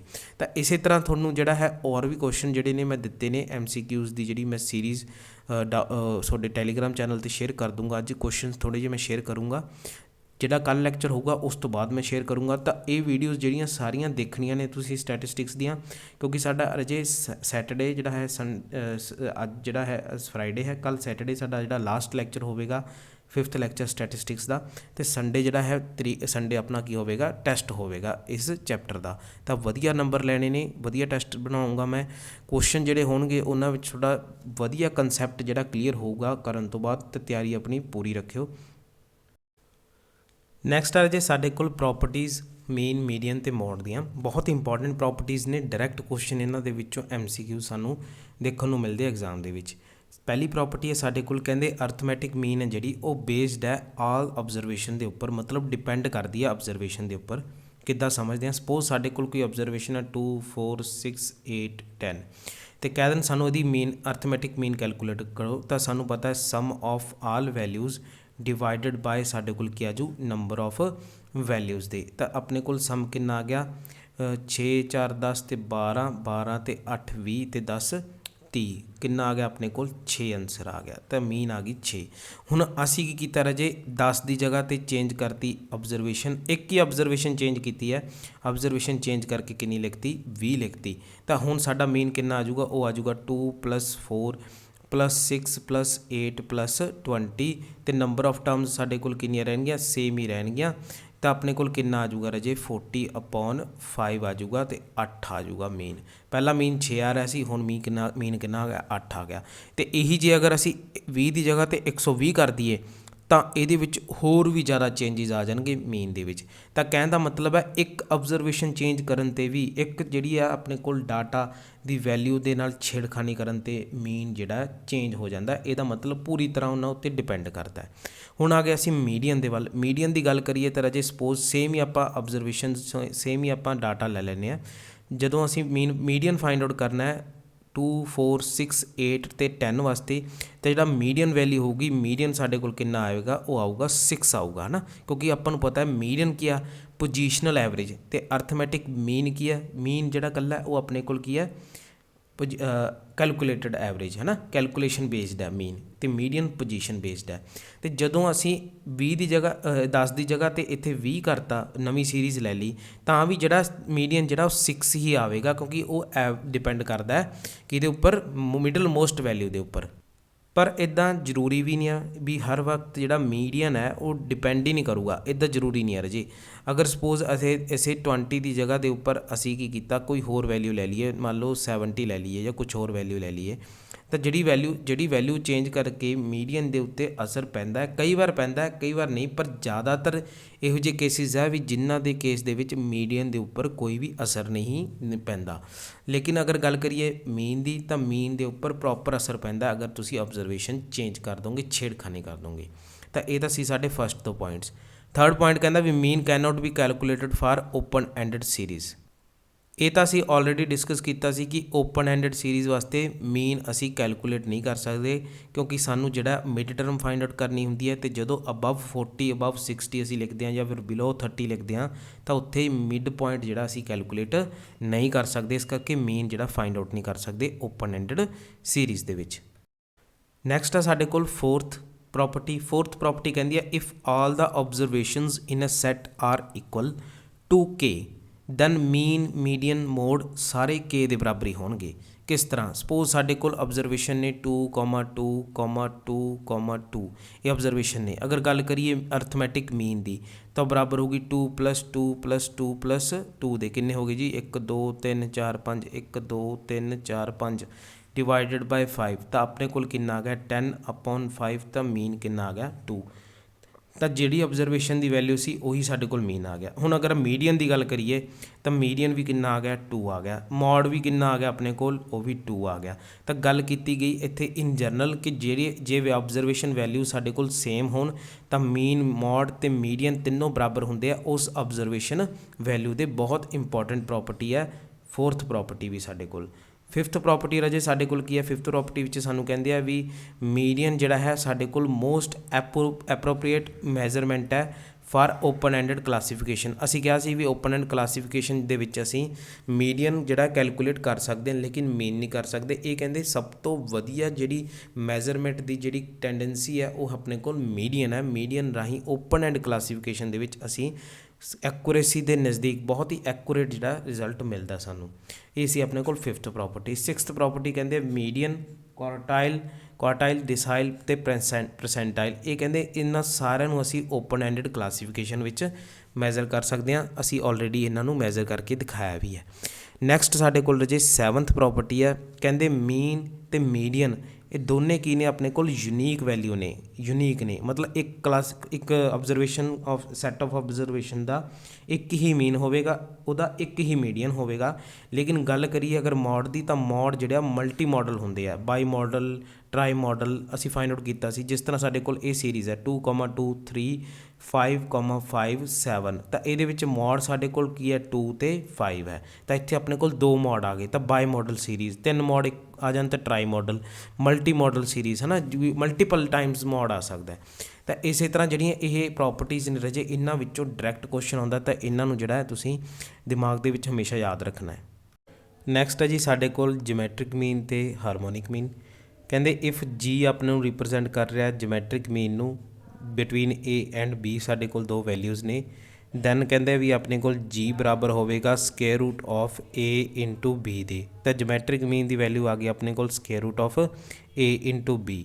ਹਾਰਮੋਨਿਕ ਮੀਨ ਕਿਸ ਤਰ੍ਹਾਂ ਫਾਈਂਡ ਆਊਟ ਕਰਦੇ ਆ? ਕਹਿੰਦੇ ਜੇ ਸਾਡੇ ਕੋਲ H ਹੈ harmonic mean between A and B ਦੇ ਤਾਂ ਹਾਰਮੋਨਿਕ ਮੀਨ ਸਾਡੇ ਕੋਲ ਬਰਾਬਰ ਹੋਵੇਗਾ 2AB upon A plus B ਦੇ। ਇਹ ਸਭ ਟਰਮਸ ਜਿਹੜੀਆਂ ਰਾਜੇ ਕਿਸ ਤਰ੍ਹਾਂ ਆਈਆਂ ਇਹਨਾਂ ਨੂੰ ਸਮਝਦੇ ਹਾਂ। ਸਪੋਜ਼ ਕਹਿੰਦਾ ਸਾਡੇ ਕੋਲ ਦੋ ਵੈਲਿਊਜ਼ ਨੇ A ਅਤੇ B, ਜਿਹੜੀ A ਅਤੇ B ਵੈਲਿਊ ਨੇ ਇਹਨਾਂ ਦੀ ਅਗਰ ਅਰਥਮੈਟਿਕ ਮੀਨ ਫਾਈਂਡ ਆਊਟ ਕਰਨੀ ਹੈ ਤਾਂ ਸਾਡੇ ਕੋਲ ਹੋਵੇਗੀ ਅਰਥਮੈਟਿਕ ਮੀਨ ਸਾਡੇ ਕੋਲ AM ਜੋ ਹੈ ਉਹ ਬਰਾਬਰ ਹੋ ਸਾਡੇ ਕੋਲ A ਪਲੱਸ B/2 ਦੇ। ਅਤੇ ਜੇ ਅਸੀਂ ਗੱਲ ਕਰੀਏ ਜਿਓਮੈਟ੍ਰਿਕ ਮੀਨ ਦੀ ਤਾਂ ਜਿਓਮੈਟ੍ਰਿਕ ਮੀਨ ਸਾਡੇ ਕੋਲ ਬਰਾਬਰ ਹੋਵੇਗੀ ਰਾਜੇ square root of A into B ਦੇ। ਲੇਕਿਨ ਅਰਥਮੈਟਿਕ ਮੀਨ ਦੇ ਵਿੱਚ ਕੋਈ ਵੀ ਕੰਡੀਸ਼ਨ ਜਿਹੜੀ ਹੈ ਲਾਗੂ ਨਹੀਂ ਹੁੰਦੀ। ਅਰਥਮੈਟਿਕ ਮੀਨ ਦੇ ਵਿੱਚ A ਅਤੇ B ਦੀ ਵੈਲਿਊ ਕੁਛ ਵੀ ਹੋ ਸਕਦੀ ਹੈ, ਲੇਕਿਨ ਜਿਓਮੈਟ੍ਰਿਕ ਮੀਨ ਦੇ ਵਿੱਚ ਜਿਹੜੀ ਹੈ ਇੱਕ ਕੰਡੀਸ਼ਨ ਲਾਗੂ ਹੁੰਦੀ ਹੈ ਰਾਜੇ। ਕੰਡੀਸ਼ਨ ਕੀ ਹੈ ਕਿ ਜਿਹੜਾ A ਅਤੇ B ਹੈ ਉਹ ਹਮੇਸ਼ਾ ਗ੍ਰੇਟਰ ਦੈਨ ਅਤੇ ਇਕੁਅਲ ਟੂ 0 ਹੋਣੇ ਚਾਹੀਦੇ ਆ, ਉਹ ਨੈਗੇਟਿਵ ਨਹੀਂ ਹੋਣੇ ਚਾਹੀਦੇ। ਇਹ ਸਾਡੀ ਜਿਓਮੈਟ੍ਰਿਕ ਮੀਨ ਦੀ ਕੰਡੀਸ਼ਨ ਹੈ। ਜਿਓਮੈਟ੍ਰਿਕ ਮੀਨ ਦੀ ਬਾਅਦ ਅਸੀਂ ਗੱਲ ਕਰ ਰਹੇ ਸੀ ਹਾਰਮੋਨਿਕ ਮੀਨ ਦੀ। ਹਾਰਮੋਨਿਕ ਮੀਨ ਦੇ ਵਿੱਚ ਜਿਹੜੀ ਕੰਡੀਸ਼ਨ ਹੈ ਰਾਜੇ ਉਹ ਇਹ ਹੈ ਕਿ ਜਿਹੜਾ ਆਪਣੇ ਕੋਲ A ਅਤੇ B ਹੈ ਉਹ ਬਰਾਬਰ ਨਹੀਂ ਹੋਣੇ ਚਾਹੀਦੇ 0 ਦੇ। ਅਤੇ ਜਦੋਂ ਹਾਰਮੋਨਿਕ ਮੀਨ ਫਾਈਂਡ ਆਊਟ ਕਰ ਲਾਂਗੇ ਤਾਂ ਉਹਦਾ ਆਨਸਰ ਆ ਜਾਊਗਾ ਆਪਣੇ ਕੋਲ 2AB upon A plus B। ਅਤੇ A ਅਤੇ B ਜਿਹੜੇ ਦੋਨੇ ਆ ਨੋਨ ਜ਼ੀਰੋ ਟਰਮਸ ਹੋਣੀਆਂ ਚਾਹੀਦੀਆਂ ਨੇ। ਹੁਣ ਇੱਥੋਂ ਸਾਡੇ ਕੋਲ ਇਹ ਤਾਂ ਦੋਨੇ ਕੰਡੀਸ਼ਨਸ ਨੇ ਜਿਹੜੀਆਂ ਸਾਨੂੰ ਯਾਦ ਰੱਖਣੀਆਂ ਨੇ, ਲੇਕਿਨ ਸੀਕੁਐਂਸ ਐਂਡ ਸੀਰੀਜ਼ ਚੈਪਟਰ ਦੇ ਵਿੱਚ ਅਸੀਂ ਡਿਟੇਲ ਦੇ ਵਿੱਚ ਇਹਨਾਂ ਨੂੰ ਪੜਾਂਗੇ। ਇੱਕ ਇੰਪੋਰਟੈਂਟ ਨੋਟ ਆ ਸਾਡੇ ਕੋਲ, ਕਹਿੰਦੇ harmonic mean is reciprocal of arithmetic mean of reciprocal of observation. ਇਹਦਾ ਕੀ ਮਤਲਬ ਹੈ? ਕਹਿੰਦੇ ਸਪੋਜ਼ ਸਾਡੇ ਕੋਲ ਦੋ ਵੈਲਿਊਜ਼ ਨੇ A ਅਤੇ B, ਸਾਡੇ ਕੋਲ ਆਬਜ਼ਰਵੇਸ਼ਨ ਦੇ ਵਿੱਚ ਵੈਲਿਊਜ਼ ਨੇ। ਇਹਦੇ ਵਿੱਚ ਕਹਿੰਦੇ ਜੇ ਇਹਦਾ ਰੈਸੀਪ੍ਰੋਕਲ ਕਰ ਦਈਏ ਦੋਨਾਂ ਵੈਲਿਊਜ਼ ਦਾ ਤਾਂ ਉਹ ਆਪਣੇ ਕੋਲ ਕੀ ਆ ਜਾਵੇਗਾ 1/A, 1/B। ਅਤੇ ਜੇ ਅਸੀਂ ਇਹਦਾ ਅਰਥਮੈਟਿਕ ਮੀਨ ਫਾਈਂਡ ਆਊਟ ਕਰੀਏ ਤਾਂ ਉਹ ਆਜੂ 1/A + 1/B ਡਿਵਾਈਡਡ ਬਾਈ ਸਾਡੇ ਕੋਲ ਆਜੂ 2, ਅਤੇ ਇਹ ਬਰਾਬਰ ਆਜੂ ਆਪਣੇ ਕੋਲ ਰਾਜੇ B + A/2AB ਦੇ। ਅਰਥਮੈਟਿਕ ਮੀਨ ਅਸੀਂ ਫਾਈਂਡ ਆਊਟ ਕਰ ਲਿਆ। ਸਭ ਤੋਂ ਪਹਿਲਾਂ ਅਸੀਂ ਕਿਹਾ ਵੀ ਸਾਡੇ ਕੋਲ ਦੋ ਵੈਲਿਊਜ਼ ਨੇ A ਅਤੇ B, ਅਸੀਂ ਉਹਦਾ ਕੀ ਕਰ ਰਿਹਾ ਰੈਸੀਪ੍ਰੋਕਲ ਕਰ ਰਿਹਾ। ਰੈਸੀਪ੍ਰੋਕਲ ਕਰਕੇ ਉਹਨਾਂ ਦੋਨਾਂ ਵੈਲਿਊਜ਼ ਦਾ ਅਰਥਮੈਟਿਕ ਮੀਨ ਫਾਈਂਡ ਆਊਟ ਕਰ ਲਿਆ। ਅਤੇ ਕਹਿੰਦੇ ਜੇ ਅਰਥਮੈਟਿਕ ਮੀਨ ਸਾਡੇ ਕੋਲ ਆਹ ਹੈ B + A/2AB, ਤਾਂ ਇਹਦਾ HM ਹਾਰਮੋਨਿਕ ਮੀਨ ਕਿੰਨਾ ਹੋਵੇਗਾ? ਉਹ ਹੋਊਗਾ ਅਰਥਮੈਟਿਕ ਮੀਨ ਦਾ ਰੈਸੀਪ੍ਰੋਕਲ। ਇਹ ਰਜੇ ਕੁਐਸਚਨ ਵੀ ਆ ਜਾਂਦਾ ਪੇਪਰ ਦੇ ਵਿੱਚ, ਤਾਂ ਆਪਣੇ ਕੋਲ 2AB/ ਕਿੰਨਾ ਆਜੂ A + B। ਇਹ ਆਪਣੇ ਕੋਲ ਕੀ ਆ ਗਿਆ ਹਾਰਮੋਨਿਕ ਮੀਨ। ਇਹ ਆਪਣੇ ਕੋਲ ਇੱਕ ਤਰ੍ਹਾਂ ਦੀ ਰਿਲੇਸ਼ਨ ਹੈ AM ਅਤੇ HM ਦੇ ਵਿੱਚ, ਪਰ ਸਾਡਾ ਸ਼ਰਤ ਕੀ ਹੈ? ਸਭ ਤੋਂ ਪਹਿਲਾਂ ਜਿਹੜੀਆਂ ਟਰਮਸ ਦੇ ਰੱਖੀਆਂ ਉਹਨਾਂ ਦਾ ਰੈਸੀਪ੍ਰੋਕਲ ਕਰਨਾ ਹੈ, ਰੈਸੀਪ੍ਰੋਕਲ ਕਰਕੇ ਅਰਥਮੈਟਿਕ ਮੀਨ ਫਿਰ ਫਾਈਂਡ ਆਊਟ ਕਰਨਾ ਹੈ। ਜਦੋਂ ਅਰਥਮੈਟਿਕ ਮੀਨ ਫਾਈਂਡ ਆਊਟ ਕਰ ਲਿਆ ਫਿਰ ਉਹਦਾ ਰੈਸੀਪ੍ਰੋਕਲ ਕਰਾਂਗੇ ਤਾਂ ਸਾਡੇ ਕੋਲ ਇਹ ਆਜੂ HM ਆਜੂ। ਇਹ ਤਾਂ ਕੀਤਾ ਸੀ ਰਜੇ ਜੇ ਸਾਡੇ ਕੋਲ ਨੰਬਰ ਆਫ ਵੈਲਿਊਜ਼ 2 ਹੋਣ A ਅਤੇ B। ਜੇ ਸਪੋਜ਼ ਨੰਬਰ ਆਫ ਵੈਲਿਊ ਸਾਡੇ ਕੋਲ 3 ਹੋਣ ਤਾਂ ਸਭ ਤੋਂ ਪਹਿਲਾਂ ਅਰਥਮੈਟਿਕ ਮੀਨ ਕੀ ਹੋਵੇਗਾ? A + B + C ਡਿਵਾਈਡਡ ਬਾਈ 3। ਅਤੇ ਜਿਓਮੈਟ੍ਰਿਕ ਮੀਨ ਕਿਸ ਦੇ ਬਰਾਬਰ ਹੋਵੇਗਾ? A × B × C the power 1/3 ਦੇ। ਅਤੇ ਹਾਰਮੋਨਿਕ ਮੀਨ ਦੀ ਗੱਲ ਕਰੀਏ, ਹਾਰਮੋਨਿਕ ਮੀਨ ਫਾਈਂਡ ਆਊਟ ਕਰਨ ਵਾਸਤੇ ਅਸੀਂ ਕਿਹਾ ਸੀਗਾ ਕਿ ਸਭ ਤੋਂ ਪਹਿਲਾਂ ਜੋ ਗਿਵਨ ਵੈਲਿਊਜ਼ ਨੇ ਉਹਨਾਂ ਦਾ ਰੈਸੀਪ੍ਰੋਕਲ ਕਰ ਲਓ।